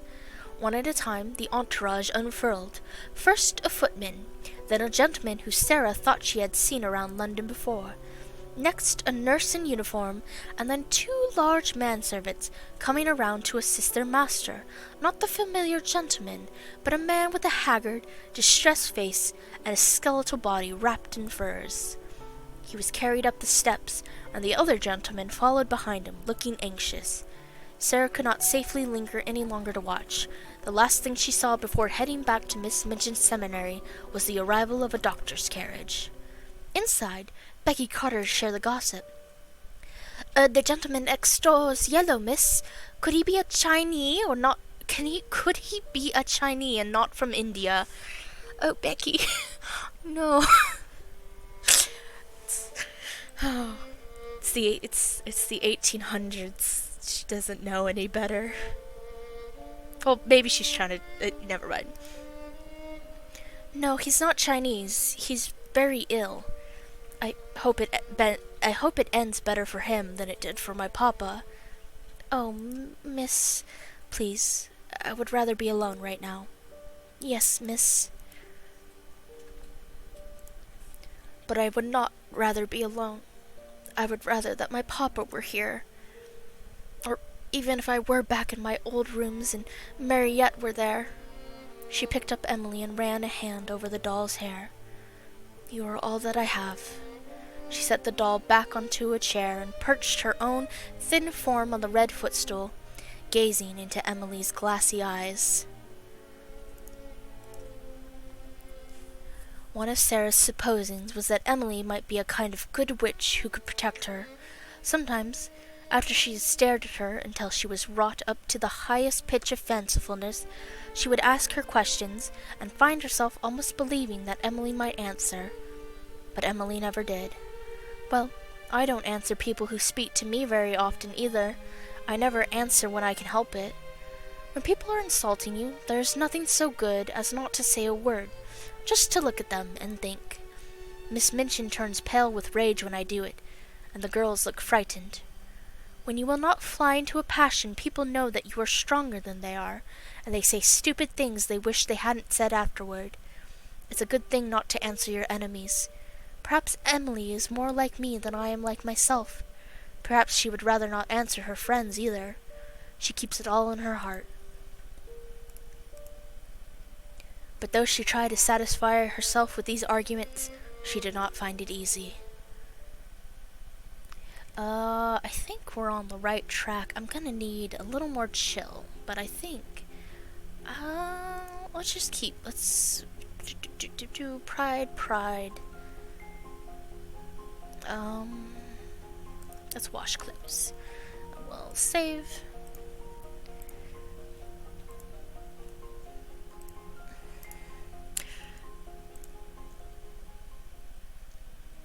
Tending fireplaces. Going out on errands. I need chill. Give me chill. Yay! I want to be chilly. When Sarah stumbled up to the attics that night, her slim legs shook with exhaustion. She could not even reach the comfort of the red footstool before her knees gave out. It had been a terrible day. She had been set out in the cold time and again, no one choosing to remember that she was only a child, that she was not strong, and that her small body might be chilled and fragile. Cook's words had been vulgar and insolent. The girls had sneered amongst themselves at Sarah's shabbiness. Oh, Emily. Some men laughed at me because my old shoes made me slip down in the mud. I'm covered with mud now, and they laughed. And because I could not find that last thing the cook sent me for, they would not give me any supper. I'm so hungry. Can't you hear me, Emily? I'm hungry, and I'm cold, and I'm tired. Why won't you say something? Say anything. There's nobody but you to care for me. No one in all the world. She looked at the staring glass eyes and complacent face, and suddenly a sort of heartbroken rage seized her. She lifted her little savage hand and, with one sweep, knocked Emily off the chair. You are nothing but a doll! Nothing but a doll! Doll! Doll! You care for nothing. You are stuffed with sawdust. You never had a heart. Nothing could ever make you feel. You are a doll! Sarah hid her face in her arms and burst into a passion of sobbing. Sarah, who almost never cried. Emily lay on the floor, with her legs ignominiously doubled up over her head, but her face remained calm, even dignified.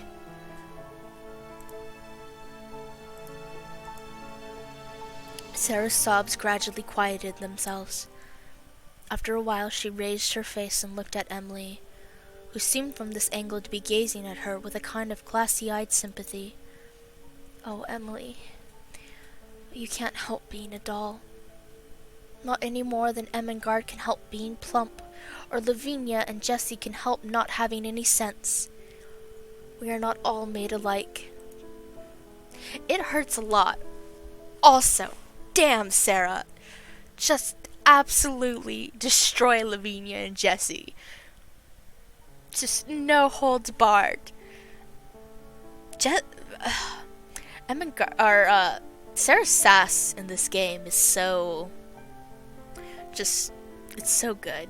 Also, I think in the original book she said like not any more than Ermengarde can help being slow. Because I remember in the books like they didn't go into this really cool detail about Ermengarde being like, oh, maybe she learns in a different way. No, in the original book it was just she was dumb and dull and slow-witted, and that was it. And she didn't have like she was a nice little friend, but they didn't talk anything about like maybe she likes to learn in different ways. They were just like, no, she's dumb. She's a dumb little friend, but she's a good little friend. Sarah picked up Emily and kissed her, then shook her clothes straight and put her back upon her chair. Perhaps you do your sawdust best. I must do my best as well. Yay, we can see the girl! Ermengarde's visit to the attics were a nighttime secret, something that both she and Sarah knew they must conceal from the rest of the school. Scandalous. Scandalous spending of the time together. Miss Minchin had been clear in her instructions after all. Sarah knew that if they were caught socializing, the consequences would be painful. Therefore, if they saw each other in passing in the halls of that select seminary, they did not stop to talk, or even exchange greetings as they might have wished. However, it is very difficult to be in the presence of someone for whom you care deeply, and not give some sign, even more so when you feel that you are forced to keep that affection secret. Sarah and Ermengarde would not stop and speak if they passed, but sometimes their hands might touch, and they might look at each other and smile. Such little gestures ought to have been beneath the notice of those around them, if not for the intervention of a born troublemaker. What's going on here? Yes, it's me, that bitch. Thought you seen the last of me, didn't you? Nothing. Sarah turned her face away, determined to give Lavinia no opening. Like a stalking leopard, Lavinia pursued the weaker target. She bumped into you, didn't she? You ought to make her apologize for that. Oh, good night. Have a great night, Technomancer. Sleep well. I hope you enjoyed the stream, and I'm very glad that you could be here.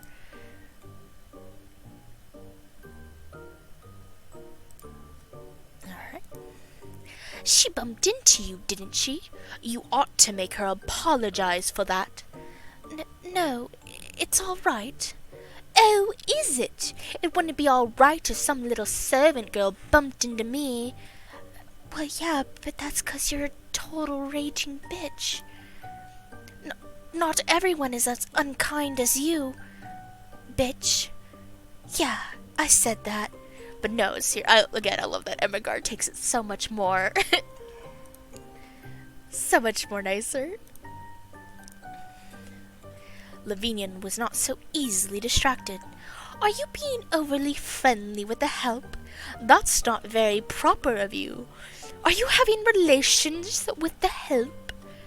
Some gay shit going on? Only I, a preppy queer, can have relations. Yeah, exactly. Again, she's so much softer, but she's gaining that confidence. She's standing up, in the way that she can. That's not very... Yeah. Are you being overly friendly with the help? That's not very proper of you. Lavinia lifted her heels, pinning the trembling Ermengarde with her gaze. What's this, Ermengarde? There's dirt on your dress. What? She looked down at her hem and tried to brush away the offending black mark. She must have brushed against something in the attic. What have you been doing? Nothing. I haven't done anything wrong. Saying like that only tells her that you have done something you don't wish her to know about. Really? Well then, it must be the servant's fault that your dress is dirty. What? You! Over there! Speak up for yourself! Yes, miss. It's your fault that her clothes are filthy, isn't it? Yes, miss. No, it isn't. Lavinia waved her hand at Ermengarde to hush her. She had Sarah in her sights now. You're going to take that dress and scrub it until your hands are raw now, aren't you? Yes, miss. Good. She gave Ermengarde a little shove. Go take that off and give it to the servant. But Sarah, servants don't need names. She is beneath us. At least, she's certainly beneath me.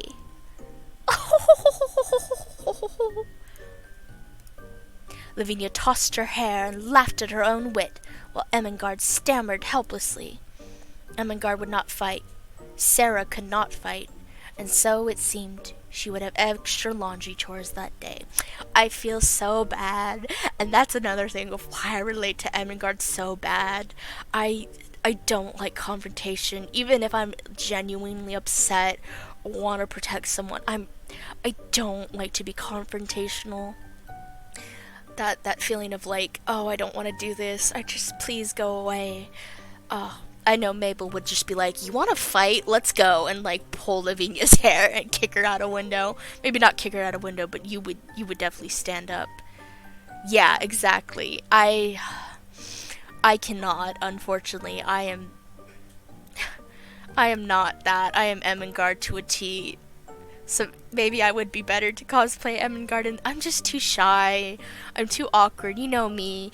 You're like ready to like yell at anyone who doesn't have a mask on in the store, or like if you see like a Trump shirt, you're ready to go off, and I'm like, even though I'm like, oh, put a mask on, or oh, fucking Trump, I just sit there like, oh, let's not make any confrontation, babe. Let's just get our things and go. I'm too much. I'm sorry, but I love you. I love that you're so strong and courageous, and you'll get up in people's faces when you need to be.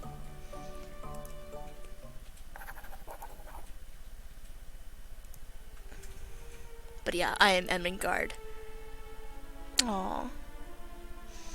I'm just too shy, too nervous. I don't like confrontation. I don't like causing problems. So I appreciate, despite all this. Yeah, just how much you put up with. Sarah lay in her little bed. The skylight covered her with the gray light of morning, but there was no warmth in it. No warmth either in the unlit fire, and very little to be found in the old blanket. Perhaps I will freeze in place some night, lying here, like Snow White in her crystal coffin. But what prince would find me here, alone in an attic, to wake me from my slumber? I do not even have dwarves to tend me. You're not gonna find a prince, honey. But you might find a princess, you know, or a maiden. It's just not gonna be a prince. Fairy tale princesses are often rescued by princes, but it is not so much the case for true princesses and queens. Mary, Queen of Scots, had to ride her own horse and raise her own army for her escape. She was very brave, but they caught her again, and in the end, she was executed, just like Marie Antoinette. I think it is very noble to be a queen who must carry on, even when she is sad or afraid. More noble than a princess who sleeps and waits to be saved. I have to carry on. That means, first, I must rise from my bed.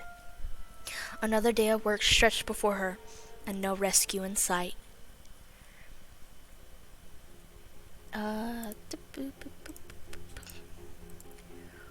We are very tired. We are so tired. And I will say, the fatigue doesn't like change anything. Like, even if we have full fatigue, it's not gonna affect the story. It's only there so that it's a very light-hearted sim raising stat game. Like, unlike Long Live the Queen or Princess Maker 2 or Monster Rancher, like, you're never gonna really miss out on a lot of things, and you're not gonna end up with anything bad. I don't think I've ever gotten a bad ending in this game. I think I have to really try to get a bad ending, and even then, I don't know. It's something I'm not particularly interested in looking towards. I much rather just follow the story and play it as it is. But yeah, I think this is still good. We need still a lot of pride. We need a lot of pain, and we need a lot of chill. So I think that'll be good. Yeah, let's do that. Give me, okay. Give me pain. Nope. Okay, we're gonna do that again. I want pain and pride. Nope. No, I got more chill. Got a little pain. Let's see if we still have. There were fine sunsets even in London, sometimes, but most people could see only parts of them between the chimneys and over the roofs. Down in the kitchens one could not see them at all, and could only guess that they were happening because the bricks looked warmer, the air rosy or yellow for a while. From the bedrooms of the boarding students the views were only slightly better. Perhaps one might see a blazing glow as it struck a pane of glass on a nearby window. But there was much more to be seen. Piles of red or gold clouds in the west, or the purple ones edged with dazzling brightness, or the little fleecy floating ones tinged with rose color and looking like flights of pink doves scurrying across the blue in a great hurry if there was a wind. There was one place from which a viewer could see the sunset skies in all their splendor. That place was, of course, the attic window. When the square outside the seminary began to take on that enchanted glow, Sarah would, if possible, steal away and creep up the flight of stairs to her attic, to lean as far out the window as she could. When she had accomplished this, she always drew a long breath. In the golden light of sunset, even the London air seemed purer. This wonder is mine alone. It is the one joy of life in this attic, the one beauty that has been granted to me. No one else ever looked out of the other's attic. Generally, the skylights were closed, but even if they were propped open to admit air, no one seemed to come near them. Sarah turned her face upward to the sky, which seemed so friendly and so near, like a lovely vaulted ceiling, and watched the colors change and flow. Sometimes the clouds made islands or great mountains enclosing lakes of deep turquoise blue, or liquid amber, or cyrosophorus green. Sometimes dark headlands jutted into strange lost seas. The sparrows twittered softly around her, and Sarah felt for a moment almost as if she could float away into the sky. But in the end, at last, it was necessary to lower her head again. Wait, what was that? For a moment she thought that she had seen a shape beyond the attic window in the house that the gentleman from India had taken. Perhaps someone was there. Perhaps the window will open and a head. But there was no one. Just a trick of the light. Really splendid sunsets always make me feel as if something strange was just going to happen. Perhaps someday it will. We have enough! Ermengarde! We are just getting very lucky in seeing all the Ermengardes. It had been a difficult day, the latest in a series of difficult days. Sarah had managed to escape a scolding from cook, but at the cost of accepting nothing more than a bit of dry bread for her supper. Any food was better than none, but oh, how she longed for the days of hot roast meat and gravy, or vegetables glazed and blackened to heighten their taste. She lay upon her bed, too weary at first to respond to the knock on the door. No, it would be rude of me not to answer. It was Ermengarde, of course. She carried with her a book and a jar of green shoots and small white flowers. "Hello, Sarah." She stepped inside and closed the door so that no one would hear them. "I'm so sorry about the other day. I didn't know what to do." "It wasn't your fault. Lavinia can be so nasty sometimes. She's just like a weed, trying to ruin everything. She hates me. I don't know why. I never did anything to her. It was easy to forgive Lavinia for her airs when I was safe and well, and knew that she was most likely jealous of me. For her to carry on now is simply cruel." Ermengarde shook her head. "It isn't you. She is always picking on me, even when you're not around. She makes Lottie cry. She is horrible to everyone, even Jessie sometimes. Everyone except Miss Minchin, because she doesn't dare. But I didn't want you to be punished, or to have more work. I just couldn't think of any way to stop her. I'm not clever enough. I was not a very good hero for you. I'm sorry. You don't have to be sorry. Everything is fine. I don't want Ermengarde to feel bad. What could she have done? It was Lavinia's fault. I brought you some flowers for the room, to make it more cheerful. It's only chickweed in an old sweets jar. I couldn't find much growing in London at this time of year. A handful of weeds in a dirty, poorly lit attic did not greatly improve the ambience. Thank you. It is a wildflower, but it's not really a weed. People do grow it in gardens. I think you can use it for medicine. And chickens eat it. That's why it's called that.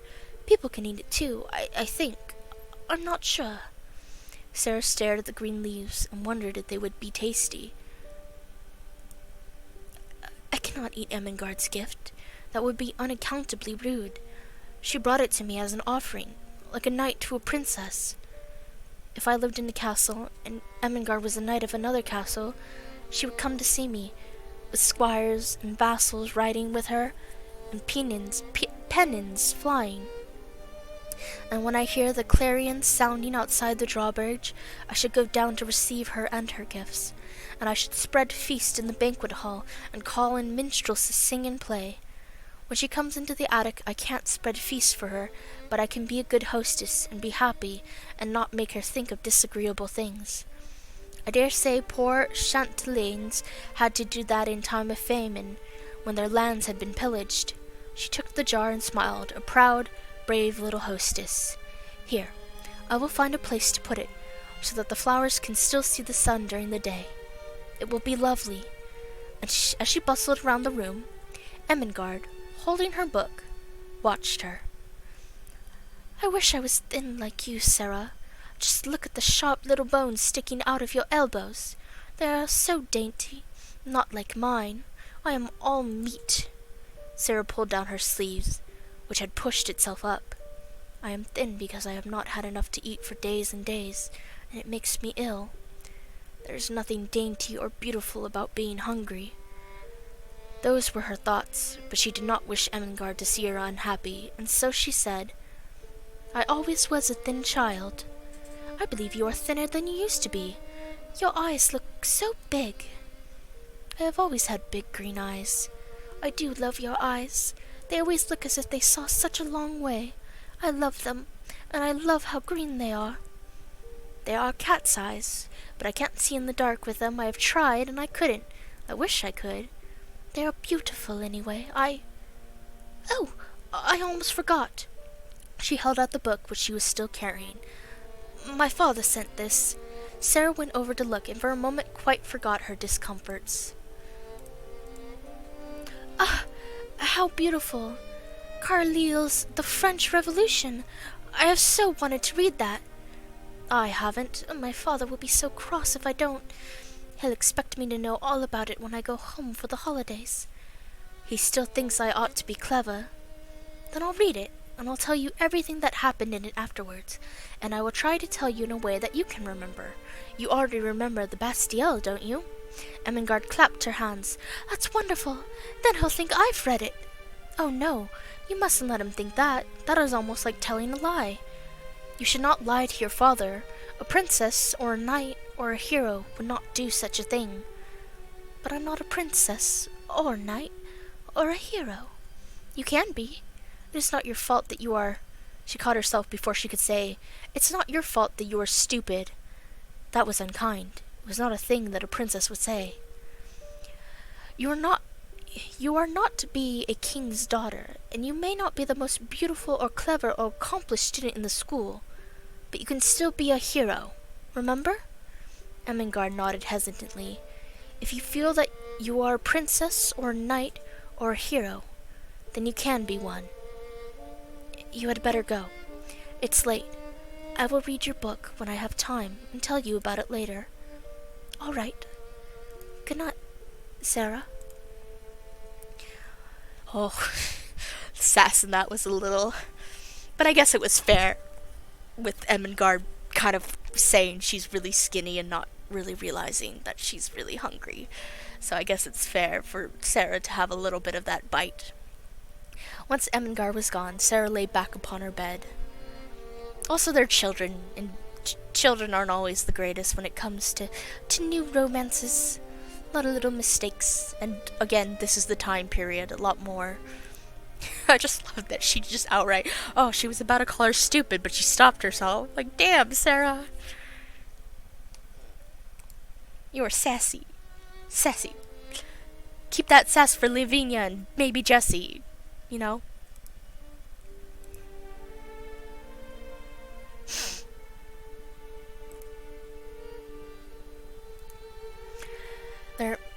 There are many things I cannot say or do because a princess should not.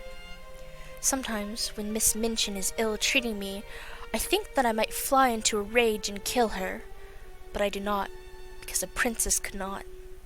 Sometimes, when I lie alone in my bed, I'm so miserable and hungry and cold that it makes me want to scream aloud, but I do not, because a princess should not. Oh yes, and definitely Miss Minchin gets sass. Lots of sass. Sometimes, when Ermengarde is smiling at me so innocently, I want to tell her just how unhappy I am, but I do not, because a princess would not.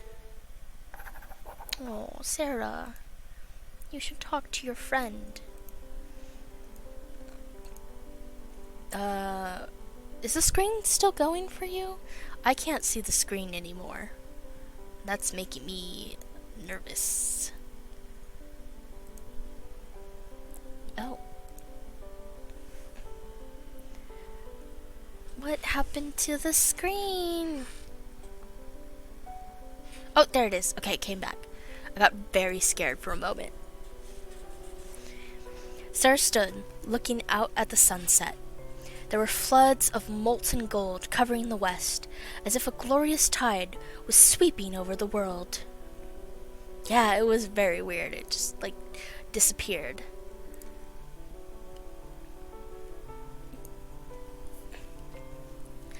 The glorious tide was sweeping. A deep, rich yellow light filled the air. The birds flying across the tops of the houses showed quite black against it. Sarah sighed to herself as she craned her head upwards. All of a sudden, she heard a strange sound. Not a sparrow's chirp, but a strange little squeaky chattering, and it came from the window of the next attic. Sarah turned, excited. Had someone come at last to watch the sunset as she did? There was a head visible, framed there in the skylight, but it was not the head of a little girl or a tired housemaid. In fact, it was the tufted head of a small, black-faced monkey. Oh! For Sarah, it was like catching a glimpse of a long-lost friend passing nearby in a crowd. When she had lived with her papa in India, she had played with just such creatures. She had not thought to see them again. She swung the skylight up, leaning out as far as she dared to get a better look. "You darling thing, how I wish you could come for a visit." As if in answer, the monkey rapped its paw 3 times against the window surface. Then, all at once, it hopped down into its own room, away from the skylight, and out of Sarah's view. Monkey! Hehe, stupid monkey. Sarah waited, hoping that he might return, if only for a moment. I think that I hear him, still, chattering away. Perhaps he is swinging from shelf to shelf within their attic, as if it were a jungle. No, I do hear something. A voice was speaking in a low tone. Not a monkey, but a man. And then, to her surprise, someone appeared in that attic window, someone with dark skin and brightly embroidered clothing. A Lascar! He held the monkey in his arms, where it snuggled and chirped against his breast. As Sarah looked toward him, he looked toward her. "Hello." Sarah had learned for herself how comforting a smile, even from a stranger, might be. Hers was evidently a pleasure to him. He smiled in return, and his whole face was illuminated. "Hello, Miss Sahib." He must have come up here for the sun, since it's so seldom seen in England. "So, you are what Sharon wished for me to see. The monkey brought you here? What a delightful thought, that an Indian monkey should bring an Indian man to be my friend. This little one brings me many places. He is forever running into trouble and expecting his tall friends to protect him. The familiar cadence of his accent washed over Sarah like a summer rain. How long it had been since she had heard such a voice. "Forgive me, Miss Sahib. I would open the window to greet you properly, but I fear Sharan might try to make an escape. I would not wish to lose him.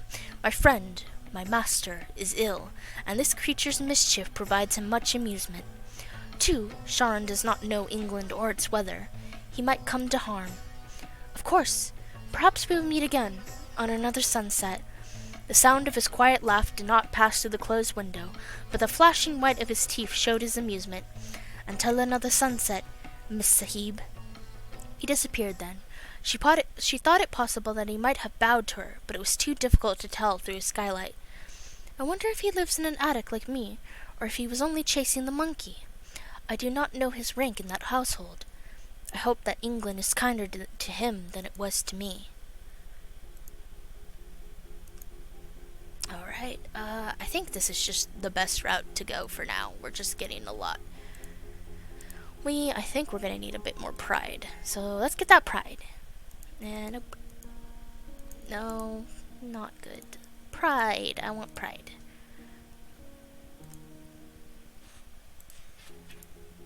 Nope. Nope. Give me pride. I need it. Yay! One more.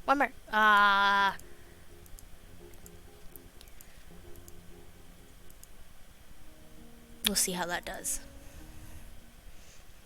So, d'you hear it about the fellow next door? Seems he's not an Oriental or an Indian at all. That's what Sarah said.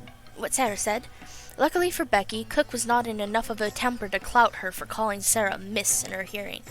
Suppose she know all about English gentlemen living in that place. I tell you, you never get me there, not if I had to jump off a boat and swim home. Nothing good ever comes from India. It's all tigers and cobras and midges that suck the blood right out of you or spit back poison. It's a wonder the children lived long enough to be shipped back here. If only Papa had let me stay there. Anyhow, seems that fella'd gone and run himself into a hole. Thought he'd lost his whole fortune, he did, and it drove him to wreck, thinking he was ruined forever. He weren't, of course. Still rich as anything, though it'd do him no good if he died of fret. Trouble was all about mines, and mines with diamonds in 'em. No savings of mine never goes into no mines, particularly diamond ones. We all know something o' them. Becky gulped and nodded. He felt as my papa felt. He was ill, just like my papa, but he did not die. Not yet. Poor man. I hope he will be well. Perhaps he is a child in England as well. For the sake of that child, I would help him any way I could. Or for his own sake, and the sake of my papa, whom I could not save. Yay! We have enough! I think this is the last event, maybe, for Ermengarde? There's also only a certain amount of events, but, I guess not. No, Tybalt! Sarah stood at the bottom of the steps leading to the attic, trying to block the cat's passage. She had to keep shifting position because her thin legs did not provide much of a barrier. No, you can't come upstairs. I mustn't let him into the attic. He might hurt, Melchi's family. The cat sat on his haunches, watching her, his eyes even greener than her own. Will he let me leave? She turned to walk up the stairs, and the cat swiftly rose to its feet. No, Tybalt, shoo! Here, let me take him. Ermengarde came from her room to pick up the cat and cradle him against her chest. Shh, kitty. Sarah shot her a grateful smile before escaping up into the attic. Ermengarde walked slowly down the hall, keeping the cat's attention so that he would not struggle free. You are a mighty warrior, aren't you, Tybalt? But you can also be very soft and kind, yes, you can. You are stout and strong. As she walked, she passed by the bedrooms of other students, most of whom paid her no notice. As she drew even with Lavinia's door, the cat suddenly turned in her arms, emitting a faint meow. Shh, you don't want to go in there. It was too late. They had been observed. Are you talking to the cat? Who would ever talk to a cat? Not me. Not me in the end of Act 1. I certainly wouldn't be talking to a cat. I'm not crazy. You're crazy. Who's crazy? Ermengarde lifted her chin stubbornly. There's nothing wrong with talking to a cat. Cats are very good listeners. Tybalt chose to contradict her statement by meowing again, then wriggled in her arms until she was forced to let go, or risk being clawed across the chin. The cat twisted in the air, landing neatly on his paws, and slipped over to twine himself around Lavinia's legs. It seems he doesn't want to listen to you. Ermengarde folded her arms, for once unconcerned that such a position might make her appear larger. Cats are independent. I don't own him. He can go where he wants. Of course he can. Lavinia paused a moment, watching Ermengarde's face. The tip of her tongue darted pinkly across her lips before they parted in an unwelcoming smile. There's something odd about you today. Why, you're acting almost like some sort of little princess. But that's ridiculous, of course. You're too fat and stupid to be a princess. Ermengarde's lips trembled, so she squeezed them together tightly to control them before taking a breath. Being a princess isn't about being pretty or rich or clever. It's about how you feel inside. Pigtails bouncing, she turned and walked away, unaware of Lavinia's eyes still boring into her retreating back. Oh, Lavinia. Lavinia's such a worst in this. Like, the problem is, if you don't do her route in any of the stories, she is just the main antagonist. I mean, besides Miss Minchin. Miss Minchin is the main antagonist, but she causes so many problems. It's just, ugh. Sarah's growing sympathy for her neighbor added a new possibility to any errand she might be sent on in the evenings. There was the chance that his curtains might not be drawn, and she might be able to see inside. When that was the case, if no one was about, she would stop and take hold of the iron railings, looking into those warm rooms and wishing good thoughts to her adopted friend. Perhaps kind thoughts reach people somehow, even through windows and doors and walls. Perhaps you feel a little warm and comforted, and don't know why. The man sat alone in an armchair by the fire, nearly always in a great dressing gown, and nearly always with his forehead resting in his hand as he gazed hopelessly into the fire. He always seems as if he were thinking of something that worries him. He has got his money back, so he ought not to look like that. I wonder if there is something else. I hope you will get well and happy again. I am so sorry for you. I wish you had a little missus who could pet you as I used to pet Papa when he had a headache. I should like to be your little missus myself, poor man. Good night. Good night. God bless you. She would go away, feeling quite comforted and a little warmer herself. Her sympathy was so strong that it seemed as if it must reach him somehow. On this day, although Sarah's viewpoint through the window did not allow her to see it, the man in the house was not alone. Carmichael, I cannot believe that the wretched woman has disappeared without a trace. With the loss of her two best-paying pupils in such a short time, Madame Pascal's finances were in great disarray. She apparently found it necessary to close her school entirely. It was something of a scandal in Paris, which turned out to our benefit. Without those rumors, we might not have found the child's trail so quickly. But your sources have no idea what might have happened to her after that. As the story goes, after her father's death left her unprovided for, she was then adopted, taken in by the parents of a little girl who had so recently died at that same school. The two girls had been close companions before the accident, you see. After that, a child without parents and parents without child, it seemed the best solution all around. So this family, who were extremely well-to-do Russians, took the child off her hands. And after that, Madame Pascal found herself in difficulty and absconded. I have not been able to contact her.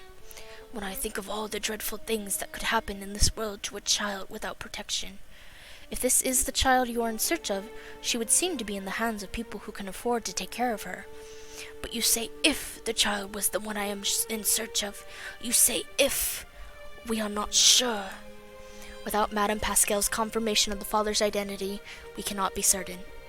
Still, the circumstances were curiously similar.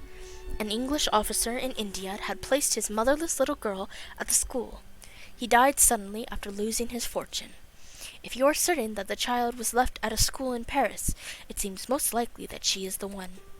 My dear fellow, I am certain of nothing. I never saw either the child or her mother. The mother was a Frenchwoman, and I had heard she wished her child to be educated in Paris, but I cannot know. As if drawn by the sound of raised voices, the Lascar whom Sarah had seen in the attic entered, bringing a tea service with him. Rest yourself, Sahib. You do no good if you are not well. He accepted a cup with a sigh. You are right, as always, Ram. Still, I must find the girl. If she is alive, she is somewhere. If she is friendless and penniless, it is through my fault. Why was I not man enough to stand my ground when things looked black? My poor Ralph put into the scheme every penny that he owned. He trusted me. He loved me. And he died thinking I had ruined him. I, Tom Carrisford, who was at Eton closer than a brother to him. What a villain he must have thought me. Ram Das rested a comforting hand on his master's frail shoulder. You were ill, Sahib. Your mind was not whole. You are not to blame. Overwhelmed with despair and half delirious with fever, because I was weak. And then I ran away and collapsed in the jungle alone. I thought I wanted to die, and I know well that I nearly did. He looked at Carmichael with a self-deprecating smile. It was only thanks to Ram Das that I was discovered and brought back to the hospital in time. If you had no strength of heart, Sahib, you would not have survived those weeks of fever. Miss Carrisford reached up and clasped the other man's hands. You are too good to me. Mr. Carmichael harumphed gently, reminding them of his presence in the room. Yes, well, when I returned to consciousness, poor Crewe was dead and buried, and my own mind was in a haze. I did not recall the child's existence for weeks, and I have never been able to remember her name. Surely he must have spoken of her to you. Anything he said about the school could be a clue. With nothing more to go on, it will be difficult for me to tell if we have found the right girl. Unscrupulous people might not hesitate to provide a false heiress. He used to call her by an odd pet name he had invented. He called her his Little Mrs. But the wretched diamond mines drove everything else out of our heads. Well, don't despair. We shall find her yet. According to my Paris sources, the good-hearted Russians who left Madame Pascal's school were named Anisimovo. They most likely lived in Moscow. I will go there and see what can be learned. If I were able to travel, I would go with you, but I can only sit here wrapped in furs and stare at the fire. I am useless. You are improving.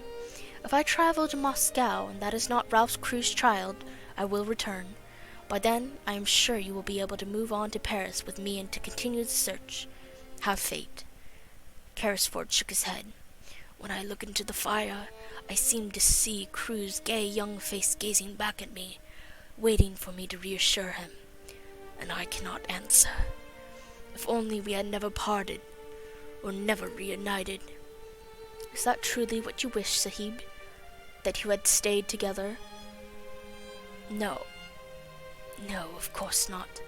It would have come to the same end in time, if we had traveled to France together as once we planned. And yet, better by far that I had never found him again, than to know that it was I who brought him to ruin. I must not fail him now, whatever the cost. Sounds a little gay. That storyline sounded a little gay. Like they were more, he even said they were more than schoolyard friends, more than acted like brothers. Oh, this game is just so gay. Just absolutely unapologetically gay. And I am here from it. Alright, so we gotta be hungry, And we gotta be more pride, and we got a little more pain. I'm gonna save. I think we're on a good track. So, tending fireplaces.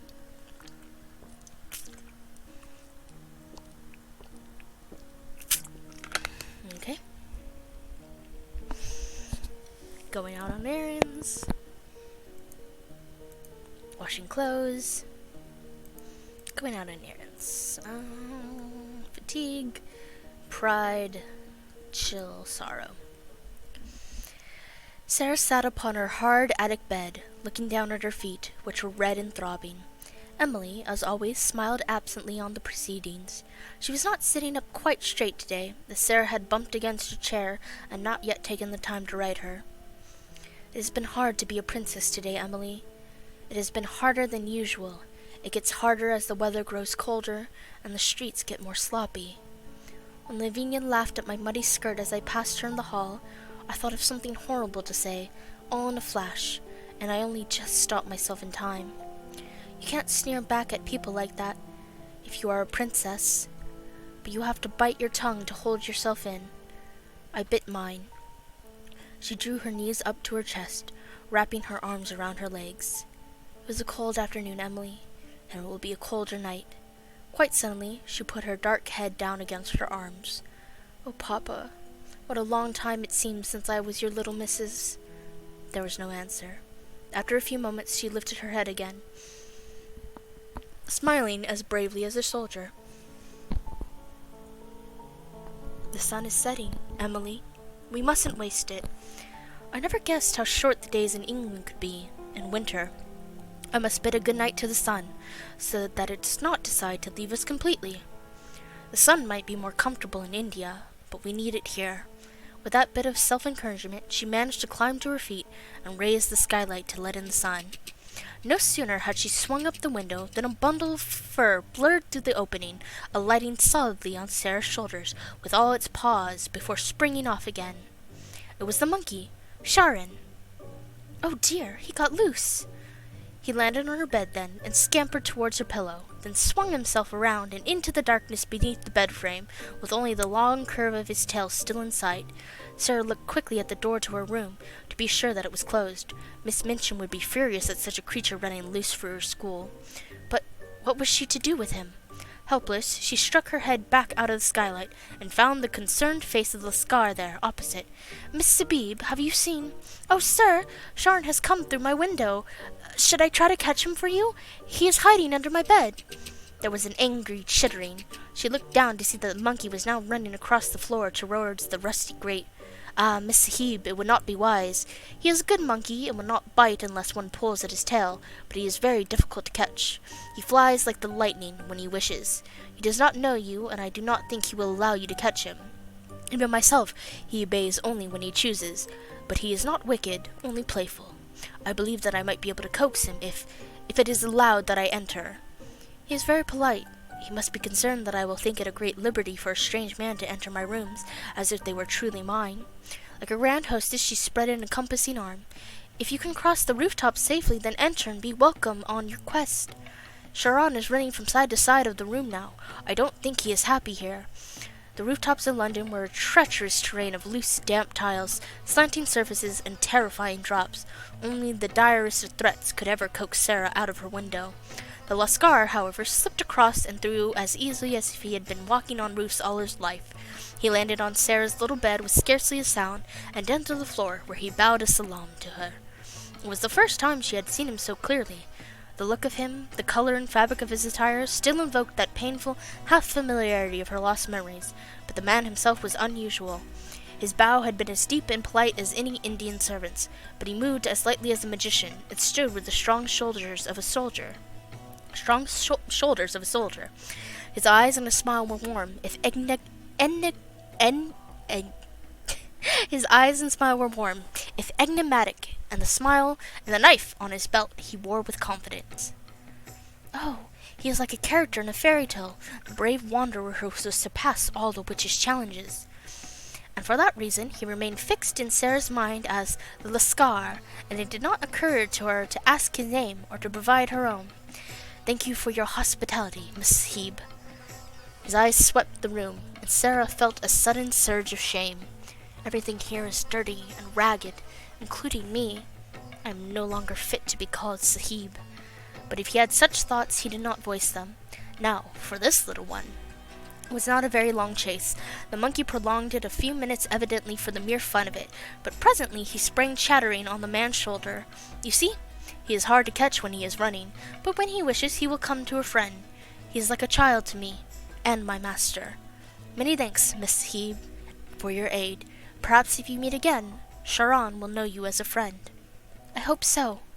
He did not presume to stay long within her rooms, but salaamed again and made a swift exit. It gave Sarah a wistful sort of pain to crawl that she, the drudge whom the cook had insulted less than an hour ago, had once been surrounded by people who salaamed just so whenever she went by. What a kind man. He could not help but see how shabby this room of mine is, but he still spoke to me as if I were someone important and valuable. She walked around her room, setting Emily back into place upon her chair, and righting any other objects disarrayed by the monkey's passage. If only we, all of us, could go back to India together. No, we need more hunger, but also week 36. I think that is the last week. So we are basically all good. If we could somehow... It's spaced out enough that if we miss a couple days, we'll be fine. But I think this is the last event we can get for Ermengarde, which is perfect. So we just need to build up hunger, which we will have. So no event. The days continued to grow colder, and the nights longer. There were days on which Sarah tramped through snow when she went on her errands. There were worse days when the snow melted and combined itself with mud to form slush.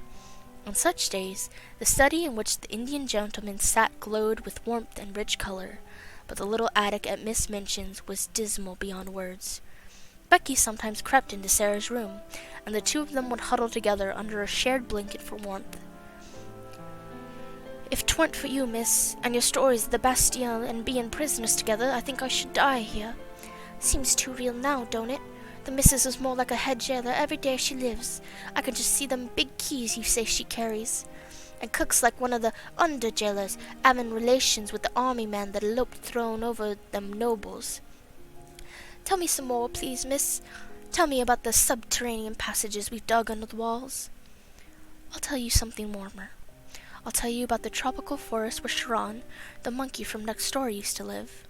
I have seen him sometimes, looking out the window with that mournful expression.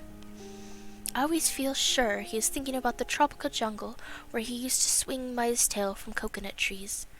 I wonder if he was captured to make a pet, or if he chose to lead the trees to make friends with tall people. That is what the Lascar called himself, one of Charon's tall friends. I wonder if he left a family behind who had depended on him to bring home coconuts. Ain't coconuts them big round hard ones, miss? Can a monkey eat that? They beat them against rocks to crack them, then pull them apart with their paws. It must be hard work for a small creature. Perhaps Charon grew tired of fetching food, and leapt from the trees to land on the shoulders of a passing Lascar and become his friend, so that someone else would feed him. Imagine being a monkey, with your own fur coat, and friends to bring you meals. That is warmer, miss, but some ways even the Bastille is sort of heating when you gets to telling about it. That is because it makes you think of something else. She wrapped the coverlet around herself until only a hint of her face could be seen, in shadow. What you have to do with your mind when your body is miserable is to make it think of something else. Can you do it, miss? Sometimes I can and sometimes I can't. But when I can, I'm all right. I believe we always could, if we practiced enough. When things are horrible, just horrible, I think as hard as ever I can of being a princess. I say to myself, I am a princess, a fairy princess, and because I am a fairy, nothing in this world can truly hurt me. I could believe you was a fairy easier than I could believe me, miss. You have to practice harder, that's all. We're nothing different, you and I. Now close your eyes and think about flowers, bright and red and beautiful, nodding in the sunlight. Oh, Sarah. Alright, we're just gonna feed. We're just gonna stuff ourselves with bread. Give me that bread. Heck yeah. We are so hungry. On nights when Becky was kept busy too long to join Sarah in her room, the attic seemed even more desolate. When the fog hung heavy, there was no light at all to be had, and Sarah was forced to beg a candle from cook in order to see at all. Even that comfort could be snatched from her at a moment when cold draughts raced and rattled through the empty spaces. Sarah lay in the starless black, unable to sleep, unable to move. There seemed no hope to be found. I think Becky was right, Emily. Even Emily could not be seen in the gloom. Sarah closed her eyes. I shall die here. I can't bear this. I'm cold. I'm wet. I'm starving to death. I've walked 1,000 miles today, and they have done nothing but scold me from morning until night. Cook keeps punishing me for not being fast enough. I've had no supper again. I've tried to pretend that I have, but you aren't listening, are you, Emily? I told Becky we were just the same, but all that means is that neither one of us is a princess. Maybe there aren't any princesses, not anywhere. We only dreamed that there were. This is all there is. Work and pain and being hungry, forever and always. Sarah lay there with her eyes closed and her body trembling, and she could not remember the moment when, at last, she fell asleep. Oh, Sarah. We have everything now, but we still have to wait for week 36. So, not long ago, Sarah Crewe had been a beautiful child, but lack of food does no good to anyone, and less to a girl still in the course of growing. She was constantly cold and hungry and tired, and the stress and the pain of it gave her face a pinched expression. Now and then some kind-hearted person passing her in the street glanced at her with sudden sympathy, but she did not notice. She hurried on, trying to make her mind think of something else. She fought to suppose and pretend, even as the muddy water squelched through her broken shoes. Suppose I had dry clothes on. Suppose I had a good shoe, and a long, thick coat, and wool stockings, and a whole umbrella. And suppose, just when I was near a baker's, where they sold hot buns, I should find 6pence, which belonged to nobody. And suppose that I should go into the shop and buy 6 of the hottest buns and eat them all up without stopping. Some very odd things happen in the world, sometimes. She had to cross the street just when she was saying this to herself. The mud was dreadful, and she almost had to wade. She picked her way as carefully as she could, looking down at her feet to choose her steps. Just as she reached the pavement, she saw something shining in the gutter. It was actually a piece of silver, a tiny piece trodden upon by many feet. Not quite a 6pence, but the next thing to it, a 4-penny piece. In 1 second it was in her cold little hand. Oh, it's true! It is true! It is like magic! Sarah looked at the shops facing her. There, not a few steps away, was a baker's shop, and a cheerful woman with rosy cheeks was putting into the window a tray of deliciously new baked buns. It almost made Sarah feel faint for a few seconds. The shock and the sight of the buns, and the delightful odors of warm bread floating up through the baker's cellar window. This is making me want to go to a bakery so bad. Right now, I want bread. I'm like ravenous for some bread. I just want some delicious hot bread. Ooh, bread with I don't know, cheese. Stuffed with cheese. Is that too weird? A nice bread stuffed with cheese. Sorry, I'm hungry. She knew she need not hesitate to use the little piece of money. It had evidently been lying in the mud for some time, quite forgotten by its owner in the stream of people passing by. And yet, it did not seem quite right. It was like magic, and magic, in all her fairy stories, always came with a test. It was then that Sarah caught sight of the child. There were beggar children all over London. When Sarah had been wealthy, she saw them often and gave them pennies when she could. In her most recent suffering, she had rarely had time to notice these others. This was a little figure who had not much more than a bundle of rags from which small, bare, red, muddy feet peeped out, because the rags with which their owner was trying to cover them were not long enough. Above the rags appeared a shock head of tangled hair, and a dirty face with big, hollow, hungry eyes. Sarah knew they were hungry eyes the moment she saw them. She felt a sudden... bread with cheese is nice. And she felt a sudden sympathy. The eyes were watching her. They expected nothing more than to be passed by, as always, and yet Sarah felt compelled to approach the owner of those eyes and speak. Are you hungry? Ain't I just... Her voice was hoarse and raspy with the cold, but Sarah could understand her perfectly. When was the last time you ate? Don't know. Never got nothing today, nowhere. I've asked and asked. No dinner, nor yet no breakfast, nor yet no supper. No nothing. Just to look at her made Sarah more hungry and faint.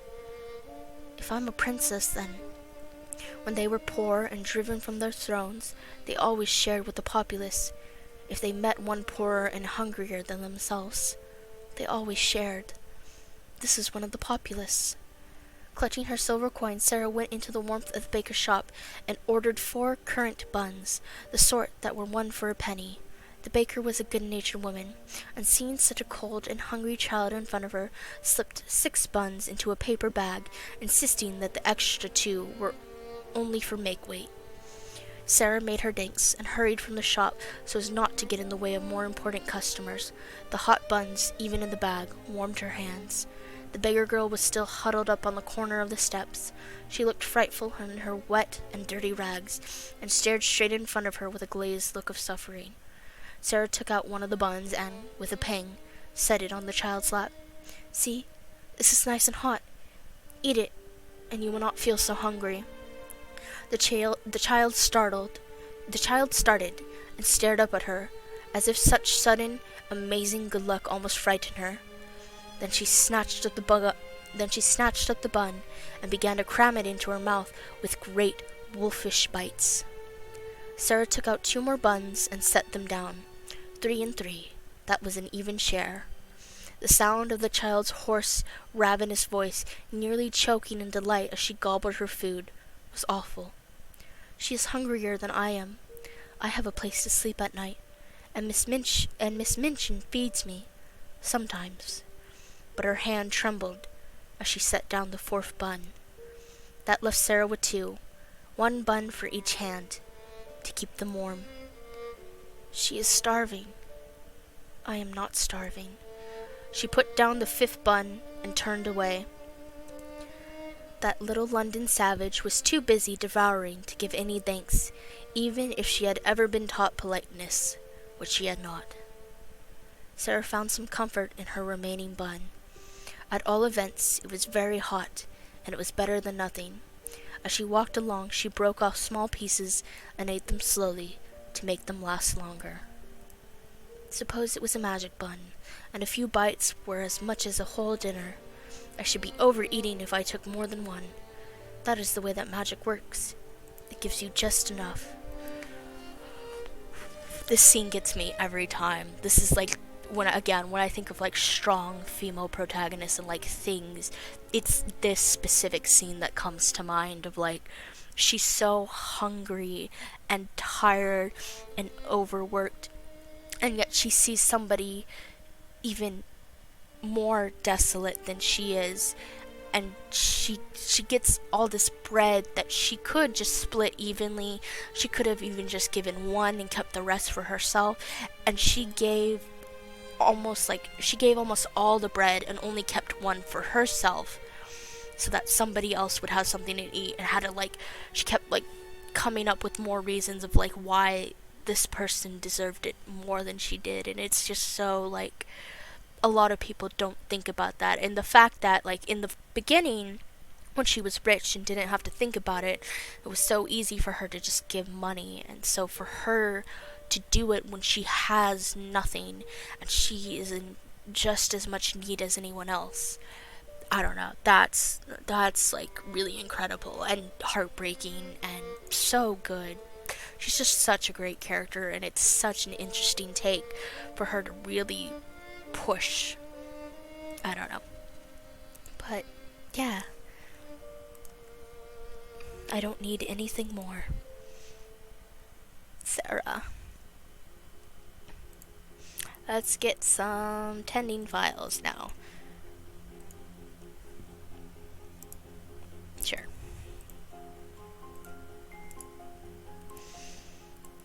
Yay. Yay. When the weather was bad, Sarah and the other servants were especially busy making sure that mud and ice did not invade the entrance hall.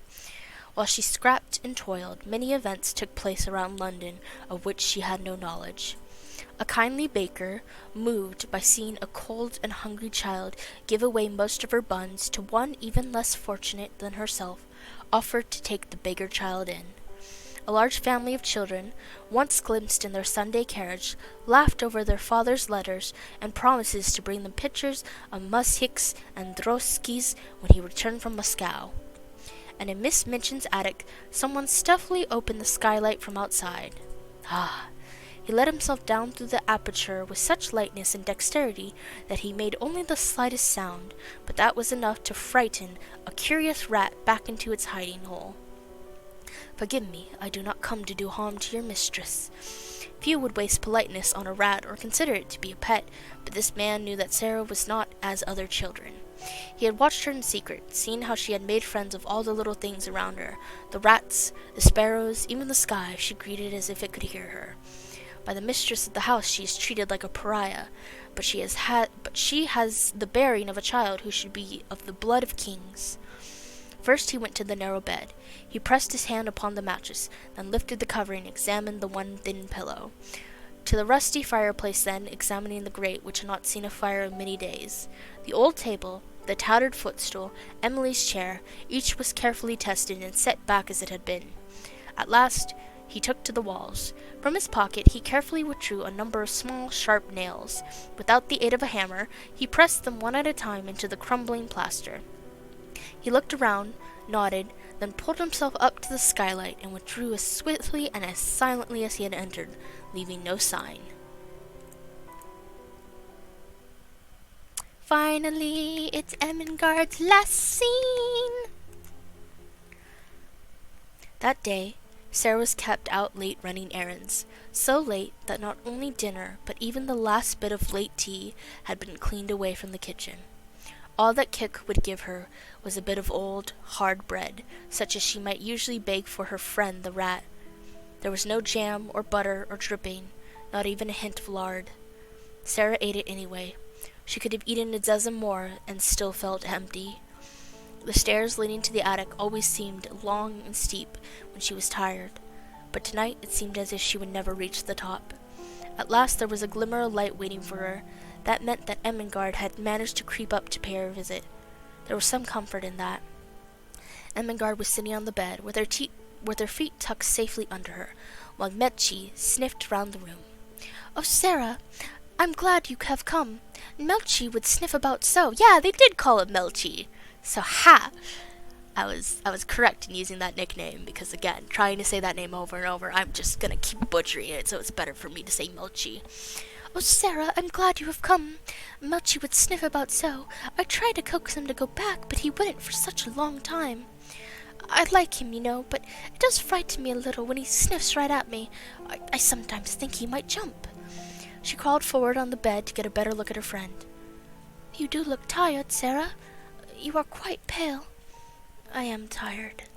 I'm exhausted, and my socks are wet through, and I'm faint with hunger, and I feel as if I could cry." But she did not say those things to plump, comfortable Ermengarde. Instead, she bent to pay attention to the rat. "He's come to ask for his supper." She put her hand in her pockets and turned it inside out, shaking her head. "I'm very sorry. I haven't one crumb to spare tonight, because Cook and Miss Minchin were so cross. Go home, Melchi, and tell your wife there was nothing in my pocket." Melchi seemed to understand. he shuffled resignedly, if not contentedly, back to his home.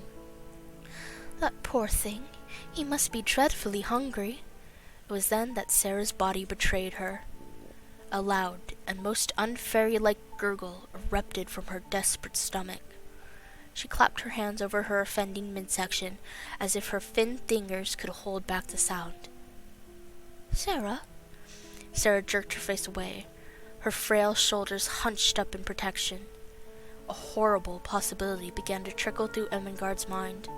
Ermengarde would have been the first to say that she was not a clever child. She often did not realize things until they were directly pointed out to her, things that in retrospect would seem quite obvious. Sarah, her perfect fairy princess Sarah, with her dainty arms and her cat-green eyes, Sarah who was clever and brave and forever smiling. Ermengarde stood from the bed and picked up her candle, then walked around to look at Sarah, with her new thought growing to defiant fear in her eyes. Sarah, you never told me. I don't want to be rude, but are you hungry? It was too much. Sarah raised her head, the tears glinting in her eyes filled as much with passion as sorrow. Yes, I am. I'm so hungry that I could almost eat you. Ermengarde gasped, and at the look of shock upon that sympathetic face, Sarah felt very much ashamed of herself. I didn't want you to know. It would have made me feel like a street beggar. It is bad enough that I look like a street beggar. You don't. Your clothes are a little worn, but I am not a beggar, but I am very close to one now. I have a place to sleep, but no clothes that fit me. On some days I do not even have food to eat. Ermengarde gave a little jump backward. Oh, Sarah, I have just thought of something splendid. What is it? This very afternoon my mother sent me a hamper which is packed with good things to eat. It's got cake in it, and little meat pies, and jam tarts, and buns, and orange and red currant wine, and figs and chocolate. And I haven't touched a bit of it.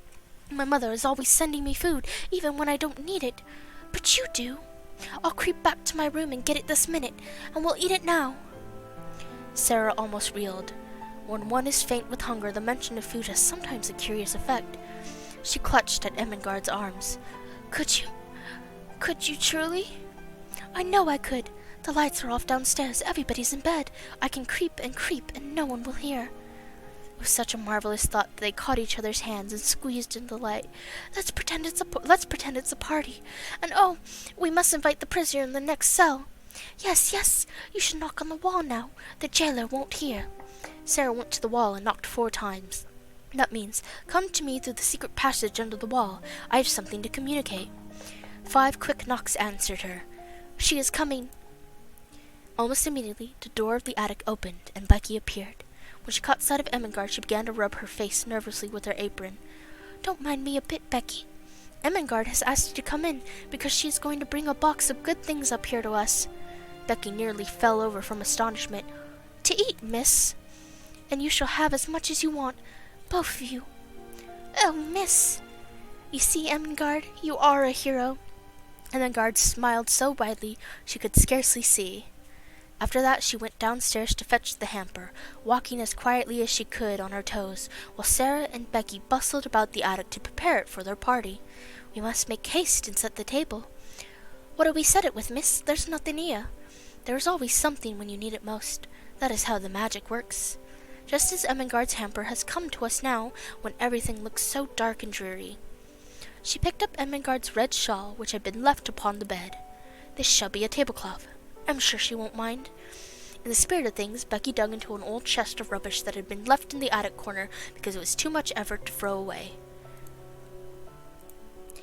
There was little to be found, only a package of white handkerchiefs and a battered old summer hat decked with fake flowers, but in Sarah's mind they were transformed.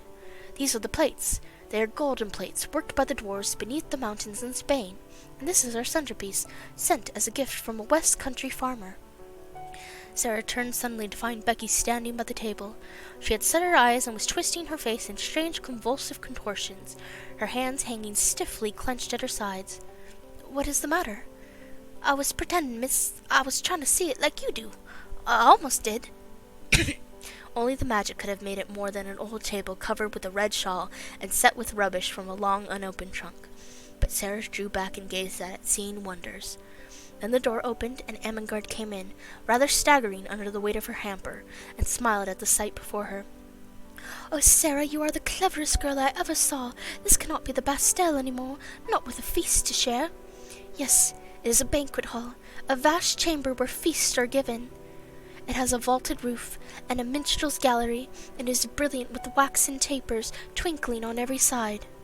Ermengarde began to draw delicious things out of her box, one after the other, and set them upon the table. Then, to her own surprise, she had a sudden brilliant thought. "I'll tell you what, Sarah. Pretend you are a princess now, and this is a royal feast." "But it's your feast. You must be the princess, and we will be your maids of honor." "Oh, no. You make a better princess than I do, and I like it when you are one." "Oh, yes, miss, please." With both Becky and Ermengarde gazing admiringly at her, Sarah felt compelled to agree. She spun around, waving her hands to invite her guest into a world of her dreams. "Advance, fair damsels, and be seated at the banquet table. My noble father, the king, who is absent on a long journey, has commanded me to feast you here." Oh, so precious. Remembering suddenly, she ran back to her bed to pick up Emily and bring her close to the feast. "This is my young sister. It is her first time meeting travelers from your kingdoms, and she is most curious about your customs. Greetings, young miss." Sarah set Emily down and turned her head towards the corner of the room. "What, ho there, minstrel! Strike up your voiles and your bassoons." Princesses always had minstrels to play at their feast. Pretend that there is a minstrel gallery up there in the corner. Altogether they closed their eyes for a moment, imagining themselves surrounded by strings and trumpets and drums. "Now we will begin. Be welcome, be welcome." Clasping hands, they sank into their seats. They had barely had time to take their pieces of cake into their hands when a sudden sound caused them to freeze in their places. It was not the sound of trumpets and drums. It was the sound of narrow boots coming up the stairs. It's the missus!" The piece of cake fell from her pale, shaking hand and broke into pieces among the table handkerchiefs. Miss Minchin struck the door open with a blow of her hand. She was pale herself, but it was with rage. She looked from the frightened faces to the banquet hall. "I have been suspecting something of this sort, but I did not dream of such audacity. Lavinia was telling the truth." So they knew that it was Lavinia who had somehow guessed their secret and had betrayed them. Ermengarde burst into tears. "Oh, please don't punish them. My mother sent me the hamper. We're only having a party." "So I see, with the Princess Sarah at the head of the table." She turned fiercely on Sarah. "It is your doing, I know. Ermengarde would never have thought of such a thing. She hasn't the wit. But you're nothing but useless wit."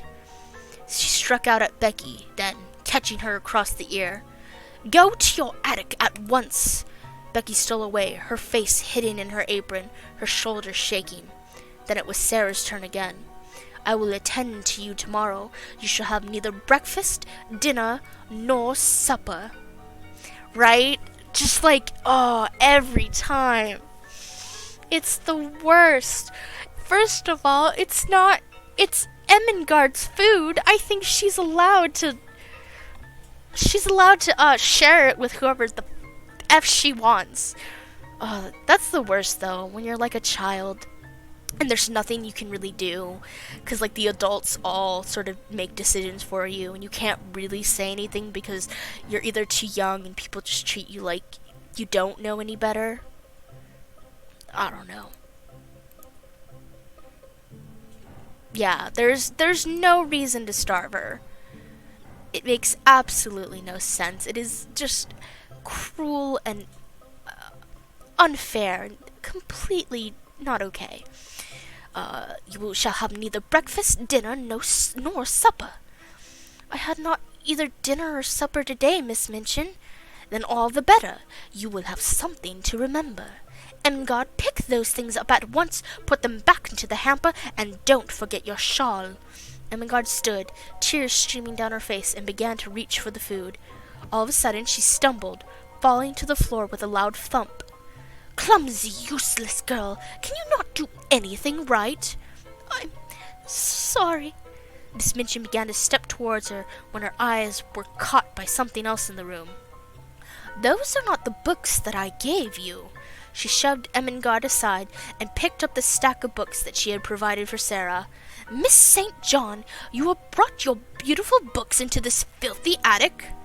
Take them back to your room. You will stay there all day tomorrow, and I shall write to your papa. What do you write? I was a bitch, and I stole some books from your daughter that she gave, and then I stopped them from having a meal when she was gonna give it to a nicer, like, a young, hungry girl? Like, I would love to know what the hell she wrote in that letter that would somehow make it seem like Ermengarde was at fault, and she's this, like, oh, what would he say if he knew where you are tonight? Something she saw in Sarah's grave, fixed gaze at this moment made her turn on her fiercely. What are you thinking of? Why do you look at me like that? There was no pertness in Sarah's manner. It was only sad and quiet. I was wondering what my papa would say if he knew where I am tonight. Miss Minchin was driven into fury. She flew at Sarah and shook her. You insolent, unmanageable child! How dare you! How dare you! Sarah said nothing. Miss Minchin picked up the books, swept the rest of the feast back into the hamper in a jumbled heap, thrust it into Ermengarde's arms, and pushed before her toward the door. I will leave you to consider your circumstances. Go to bed this instant. And she shut the door behind herself and poor stumbling Ermengarde, and left Sarah standing quite alone. The dream was at an end. Even the hat and its dead flowers were gone from the table. Only Emily remained, tipped sideways and staring at nothing. Sarah took a step. There isn't any banquet left, Emily, and there isn't any princess. There is nothing left but the prisoners in the Bastille. Her knees could no longer hold her up. She fell to the floor beside the table and hid her face in her hands. There was no reason. I just don't understand.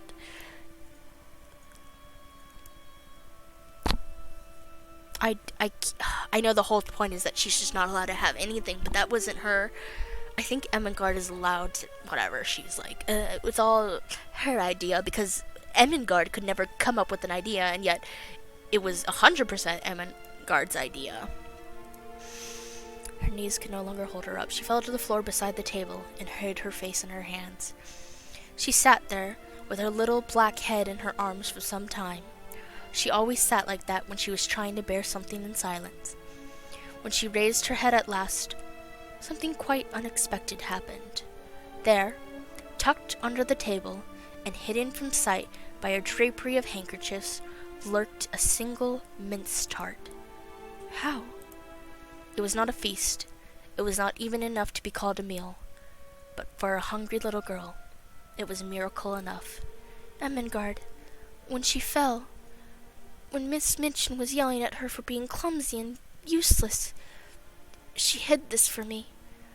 She truly is a hero after all. This time she could not hold back her tears. More of a hero than I am a princess.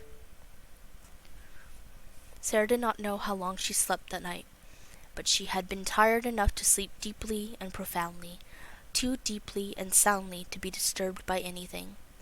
When she awoke at last, it was slowly and sleepily, as one who is not quite sure where the boundaries lie between waking and dreaming. She felt warm, comfortable, perhaps even too warm, and that, of course, she could not believe. The attic was never so warm and cozy except in her most beautiful supposings. What a nice dream.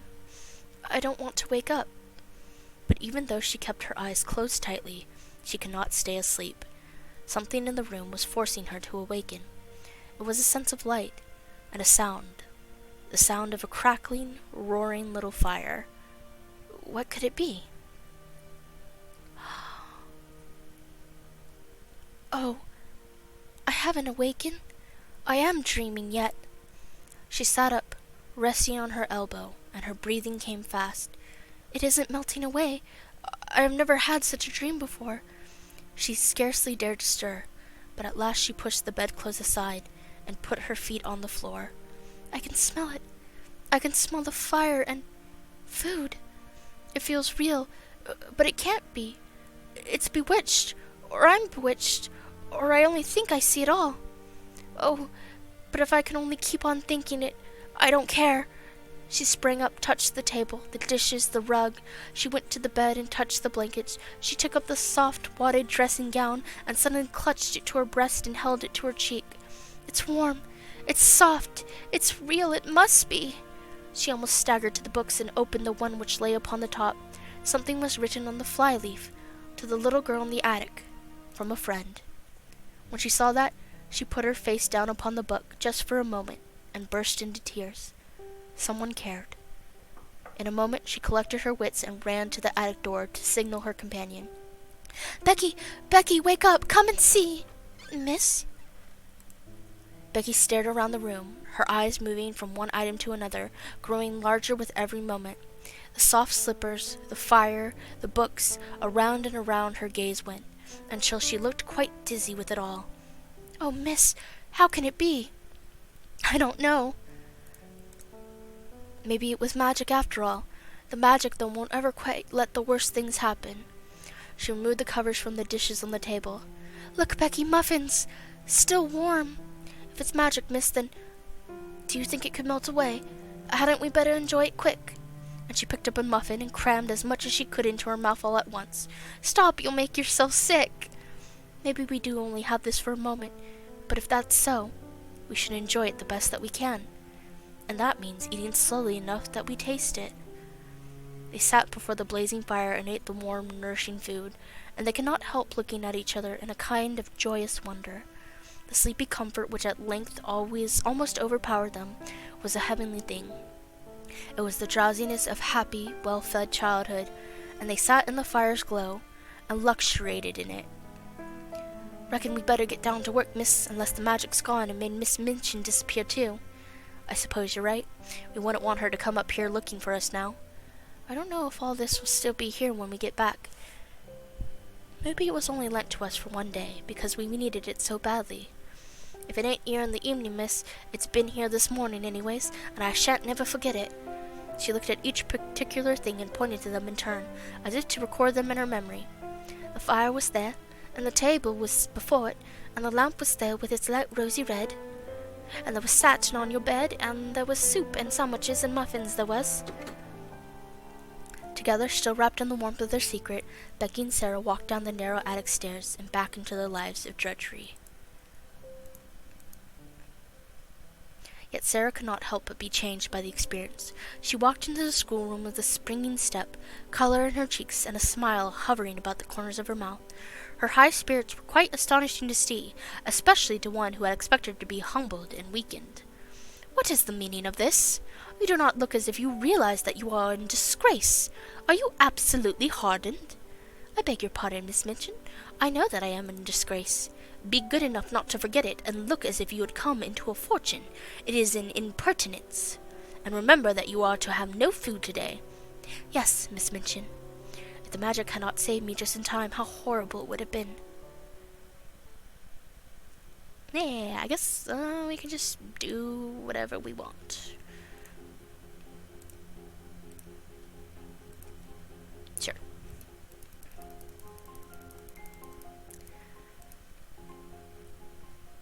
The gifts in the attic had not disappeared. In fact, they had increased. The first night, Becky and Sarah had returned to the attic to find the table set once more, now with cups and plates for both of them, a new supper, and a vase with fresh flowers on the mantelpiece. And I just wanted to let you guys know that we're actually close to the end. I don't know how much longer, but we are definitely near the end of the game. So if you guys are okay with sticking around a little longer, that would be great. And if not, it's totally okay. You can leave at any time. I hope you guys had fun. And yeah, this has been great. And obviously this is going to be up for a while, and I'm eventually also going to port it to YouTube. So whatever case, this story is going to be here for a while, so no need to worry. The first night, Becky and Sarah had returned to the attic to find the table set once more, now with cups and plates for both of them, a new supper, and a vase with fresh flowers on the mantelpiece. After that, there seemed no pattern to it, but every day or so some new comfort or wonder would materialize when no one was watching. The ugly walls were covered with pictures and draperies. Books were stacked into place. The remains of old meals were cleared away and new food left in its place. It is exactly like something fairy come true. Is this my garret? Am I the same cold, ragged, damp Sarah? And to think I used to pretend and wish there were fairies. I feel as if I might be a fairy myself, and able to turn things into anything else. I feel as if I might wish for anything, diamonds or bags of gold, and they would appear. As best she could manage, she split her bounty with Becky. The furnishings were difficult for a little girl to move unheard of her own, and the books were of no interest to her friend, but other things could be shared. A new mattress had appeared, and so Sarah's old thin one was moved and stacked atop Becky's, along with half of the new blankets and pillows, and Becky proclaimed it is the most comfortable sleep she'd ever had. But where does it all come from, miss? Who does it? Isn't it more beautiful not to know? It's just that. Becky pointed to the pink and white lilies in the vase, whose petals erupted outward like a joyous shout. I remember you telling stories about Evan, miss, and the fields of lilies. Do you think it's angels come to help us? 'Cause if it is, miss, I think I'd better get back to church right quick to say my thanks. That's a nice thing to do, whether it's angels or fairies or something else. But let us not try too hard to solve the riddle. If it is fairies, they might disappear if we try to catch them. Elsewhere, others were still unaware of the magic, but not blind to its effects. Sarah Crewe looks quite unusual lately. Yeah, Lily Princess? I do dare say. Sarah Crewe looks quite unusual lately. Absolutely fattening, I'll say. Don't know how she done it, considering. Don't be ridiculous. She has always had plenty to eat. I have provided for her out of my own generosity. As you say, ma'am. There is something very disagreeable in seeing that sort of thing in a child of her age. It might almost be called defiance. I heard a story among the girls once about that Sarah, and her saying what might happen if people found out she really were a princess. Rubbish! Don't talk nonsense. I don't know why I'm speaking to you anyway. Get back to work. Yes, ma'am. At the beginning of the next week, a man knocked on the door of Miss Minchin's school. When Sarah was sent to answer it, she found no one there, only a selection of parcels. She laid the 2 largest parcels on the hall table and was looking at the address when Miss Minchin came down the stairs and saw her. Take the things to the young lady to whom they belong. Don't stand there staring at them. They belong to me. To you? What are you talking about? I don't know where they came from, but they are addressed to the little girl in the right-hand attic. That is where I sleep. Becky has the other one. Open them at once. Sarah did as she was commanded. Inside the package were pretty and comfortable clothing, dresses, shoes, stockings, and gloves, and a beautiful coat. There was even a nice hat and an umbrella. They were all good and expensive things, and on the pocket of the coat was pinned a paper on which were written these words, "To be worn every day, will be replaced by others when necessary." Miss Minchin was quite agitated.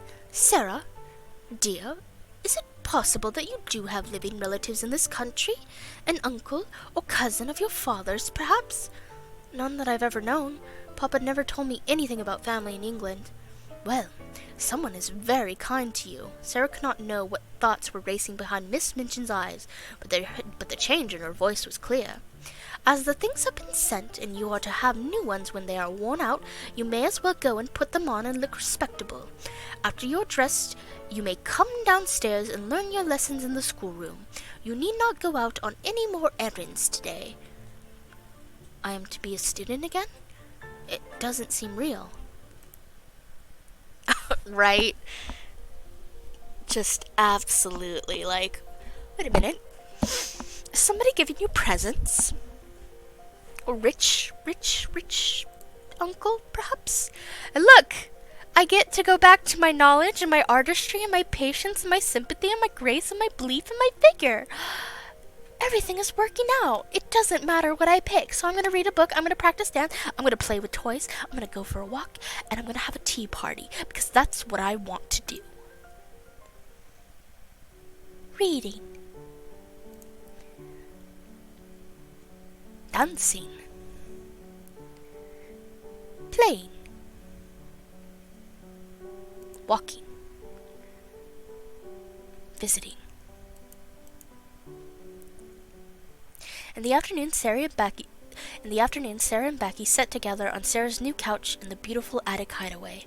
No one else had yet been invited to view the changes, but every student had seen Sarah in her fine new clothes, sitting back in her old place of honor in the schoolroom. "I'm not sure who I am anymore." "Are you making something up in your head, miss?" "What?" "When you stare at the coals like that, all dreaming like, it usually means you're making a new story." "Not this time. I am wondering what I ought to do. It seems like it can't be fairies, now that other people have seen the magic happening. Miss Minchin thinks I might have relatives that I don't know about." "Well, if you don't know, you wouldn't know, would you, miss? But if there is a person, a real person, who's doing all this for me, then somehow or other I must find out who it is, so that I can thank them. Isn't that so?" "It seems so, miss, but you don't know where they're at, and they don't know where you're at, sure enough. Seems that they wanted to talk to you, they could go ahead and do it. Maybe it's a riddle that I'm meant to solve. With magic, there is always a challenge. I hope I will think of something soon. For now, if you sit still, I will get one of the new books and read it to you." "What was that?" "Something's there, miss," with a strange little sound, like a soft scratching. It sounds rather like a cat trying to get in. Sarah climbed up to peer out the skylight. "Oh, it is Charon! He has crept out of the Lascar's attic again, and he saw our light. Are you going to let him in, miss?" "Yes, of course. It's too cold for monkeys to be out. They're delicate. I'll coax him in." She opened the skylight and spoke to the monkey in soft, coaxing tones, the same as she would use on a sparrow or a rat or even Miss Minchin's cat, Tybalt. After a moment's hesitation, the creature seemed grateful for the invitation into warmth. He hopped through the skylight and ran through the room in a great circle, even climbing over Becky's lap. "Oh, his tail tickles."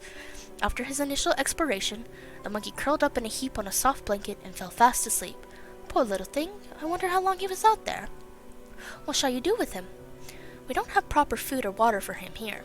I will have to carry him next door to his owners.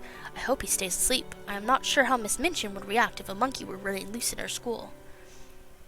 In the house next door, the monkey's absence had not yet been noticed. Mr. Carrisford, himself still an invalid, was once again entertaining a visitor. "What news? Did you find the child the Russian couple adopted?" "Her name is Emily Carew. She is much younger than Captain Crew's little girl." "I have seen and talked to her. She is not the child we are looking for." "Well, the search has to be begun all over again. Come, we'll find her yet. We will go to France together. Paris, of course, but we might also consider Bordeaux. The climate there will be kinder to you this season." "Yes, we must begin at once. No time should be lost, and yet you seem reluctant. We could survey the schools of London, if you wish to remain longer. You might have been wrong about France. Many British officers send their offspring here. No, there is a child in London who interests me, but she is not a student. A poor little serving drudge in the house next door. Ram Dass told me of the child's miseries, and together we invented a romantic plan to aid her. It gave us something to plan and think about in these long, dark days while you have been gone. Since I could not find the child we sought, I could at least bring comfort to some other parentless soul. If we do leave for France, I must consider what to do for that child. It would be a cruelty to abandon her now. The child without family, perhaps you should bring her with you. She might provide a companion for Cru's child, if you find her. No, it would be unkind to pluck a little London girl from her home and spirit her off to another country where she knows no one and does not speak the language. She does not even know me. We have never met. I have played the mysterious benefactor, changing her life from a distance. If Ram Dass were not so agile and soft-footed, it would not have been possible. He has crept into the child's very bedroom unheard to deliver her our gifts. Ah, here is the man himself." Ram Dass salaamed respectfully, but with a touch of excitement in his eyes. "Sahib, the child herself has come, the child whom we have discussed. She brings back Charon, who had again run away to her attic under the roof. I have asked that she remain. It was my thought that it would please you to see and speak with her, if your strength is sufficient for a visit." "Yes, I think I should like to see her this once." "Oh. Only once, Sahib? It would do the child no kindness to befriend her now, only to abandon her at once. Carmichael has returned from his journey without success. As soon as possible, we must embark for France to continue the search. You are not yet recovered. I will not allow excuses to hold me back from doing what must be done. I will go at once. I must. Ah, but that has nothing to do with this child. Please, go and bring her in. As Ram Dass left the room, he turned to Carmichael with a sad little smile. You see, that is another reason that I cannot bring the girl with me to Paris. I fear it might be too tempting to see her as a substitute for the child that I have not yet found. I will leave some funds in trust for her with a solicitor and wish her well, and that will be an end to it. She will never know. Then Sarah came into the room, carrying the monkey in her arms. Give me 1 second. He had awakened, and he evidently did not intend to part from her, if it could be helped. He was clinging to her and chattering, and the interesting excitement of finding herself in the Indian gentleman's room had brought a flush to Sarah's cheeks. Give me 1 more second, actually.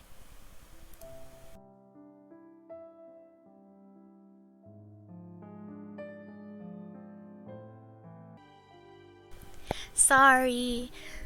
My nose was feeling really stuffy, and I didn't want to read the rest of the story with like a stuffy throat and sounding even like I was sounding all gross. So I was like, oh, I need to fix this up real quick. So I am back.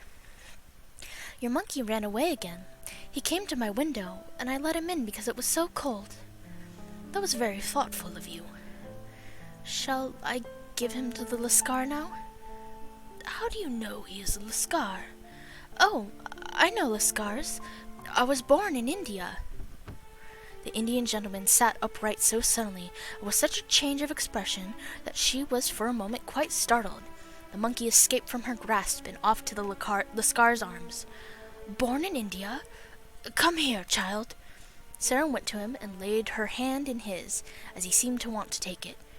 You live next door, at Miss Minchin's seminary, a school, but you are not one of her pupils? I don't think I know exactly what I am. At first I was a pupil and a parlor boarder, but now I sleep in the attic next to the scullery maid. He raised her hand in his, eyes wide, and then turned away. Question her, Carmichael. I cannot.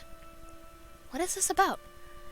Mr. Carmichael laid his hands on Sarah's shoulder and gently guided her a few steps away from the fragile man. He stooped a bit, lowering his eyes to her level, and spoke soothingly. What is your name, my dear? Sarah? What do you mean that you were a pupil at first, Sarah? When I was first taken there by my papa, but he died.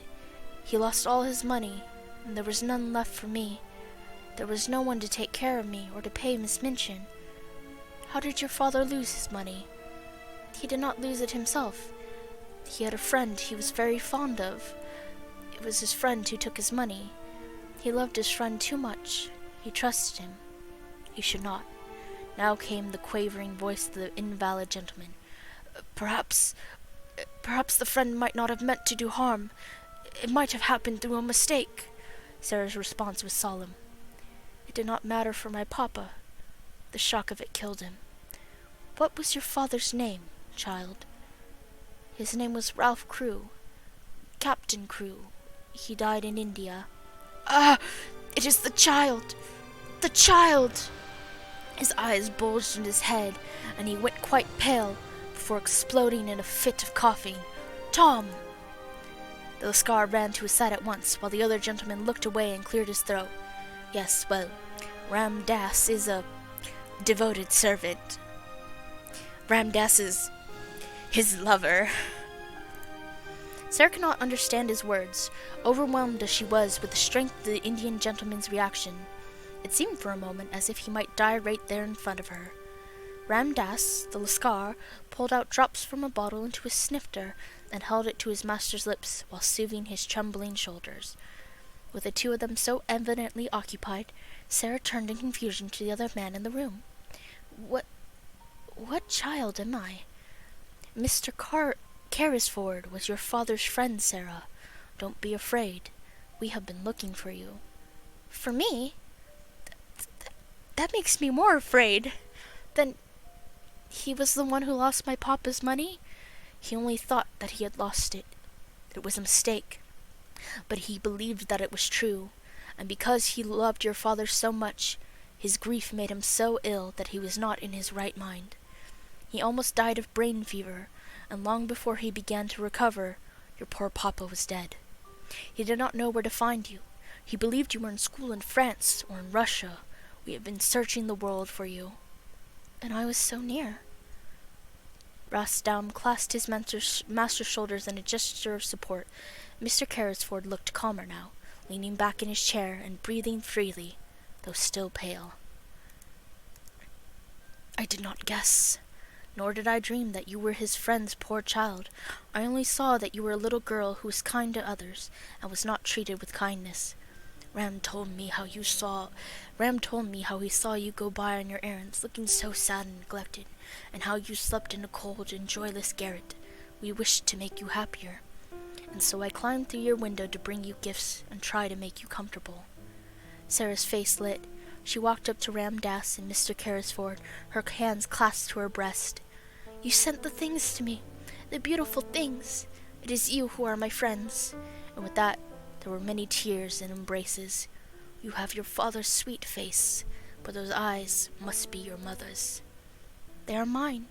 People often say that they are strange, so they must not look like my mother's, because she was beautiful. Ram Dass chuckled deeply at her words. Little one, many things can be both strange and beautiful. Oh. Mr. Carmichael stepped in now, to turn matters back to the practical. Sarah, now that we have found you, we wish to begin plans for your future. Your father's share of the diamonds will be yours, but for now you may wish to complete your schooling. She is not to return to that seminary. They have abused and mistreated her quite enough. I need not go back.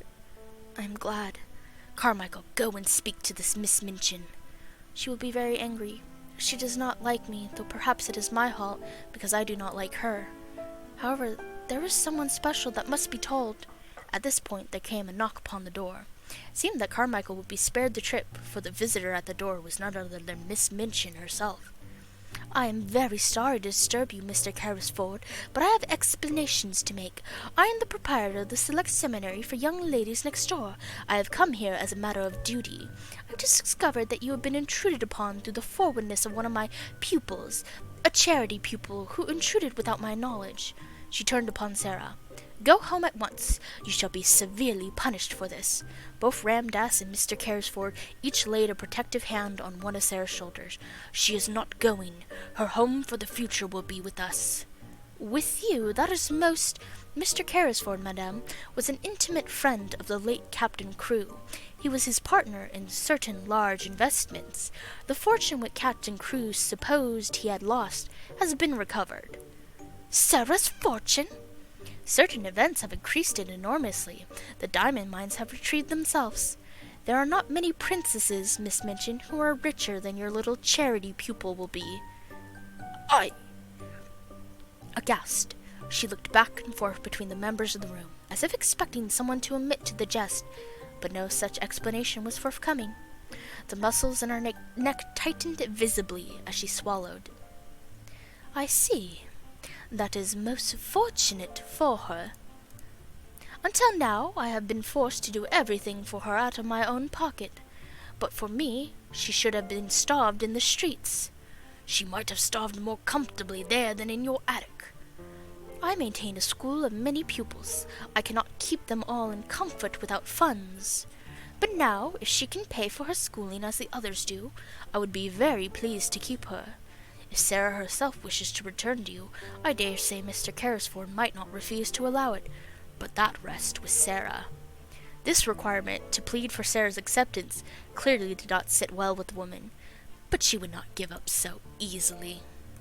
Of course she wouldn't. Of course she's going to try and beg for more, or try and get her hands on some money. Dear Sarah, I have not spoiled you, perhaps, but you know that your papa was pleased with your progress at my seminary, and I have always been fond of you.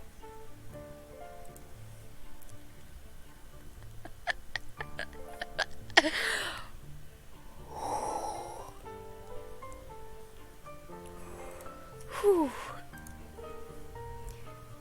Have you, Miss Minchin? I did not know that. We used to take tea together. Do you recall?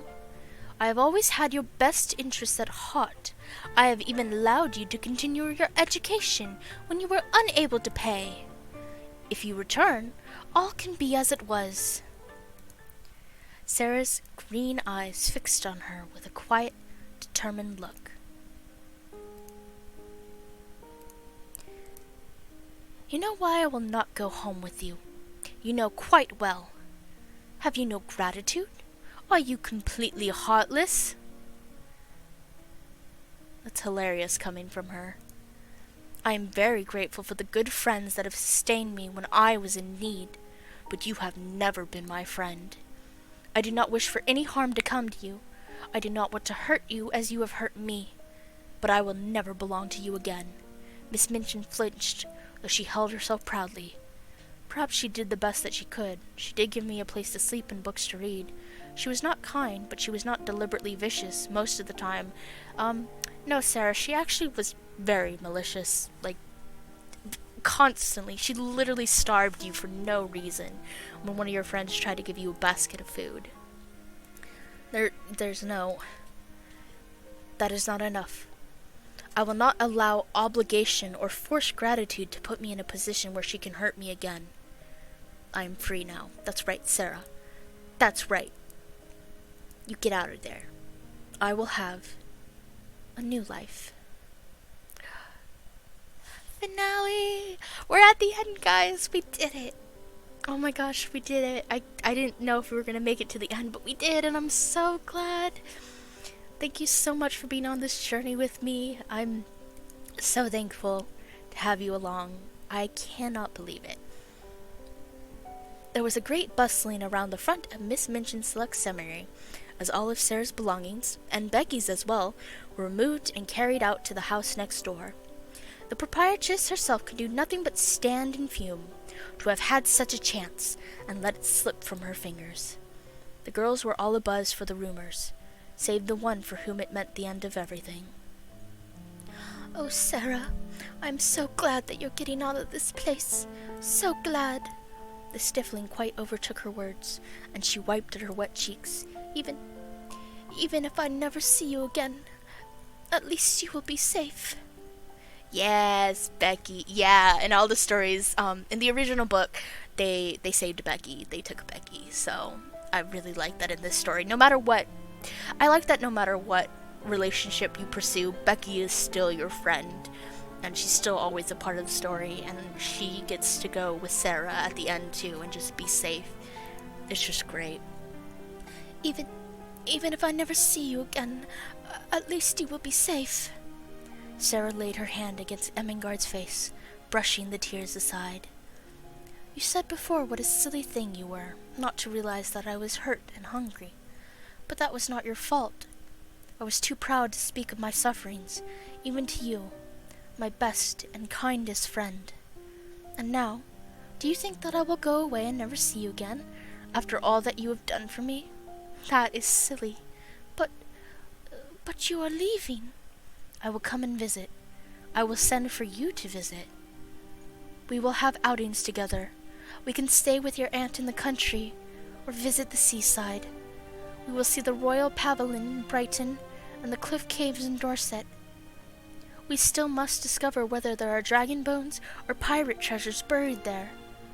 And once you finish school, I will help you find a home where you belong, where you can learn things by doing them instead of reading about them. And we will go there, together. Poor Ermengarde could not believe her fortune. But I am only a perfect fool. Why would you do all that for me?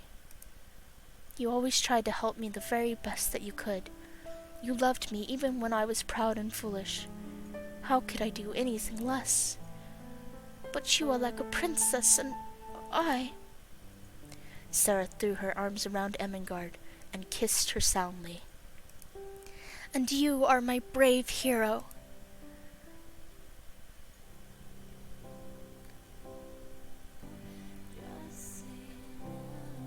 I had to take a nice picture. Good little thumbnail. And that was A Little Lily Princess. I just thank you for playing. Thank you for making such a great visual novel. Yeah. No. Aw. Aw. Don't worry, there'll be plenty of time. I'll definitely show you again. I'm so this was Ermengarde's story.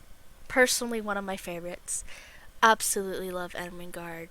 I'm a little salty that their kiss was just a chibi when other kisses got more like full art.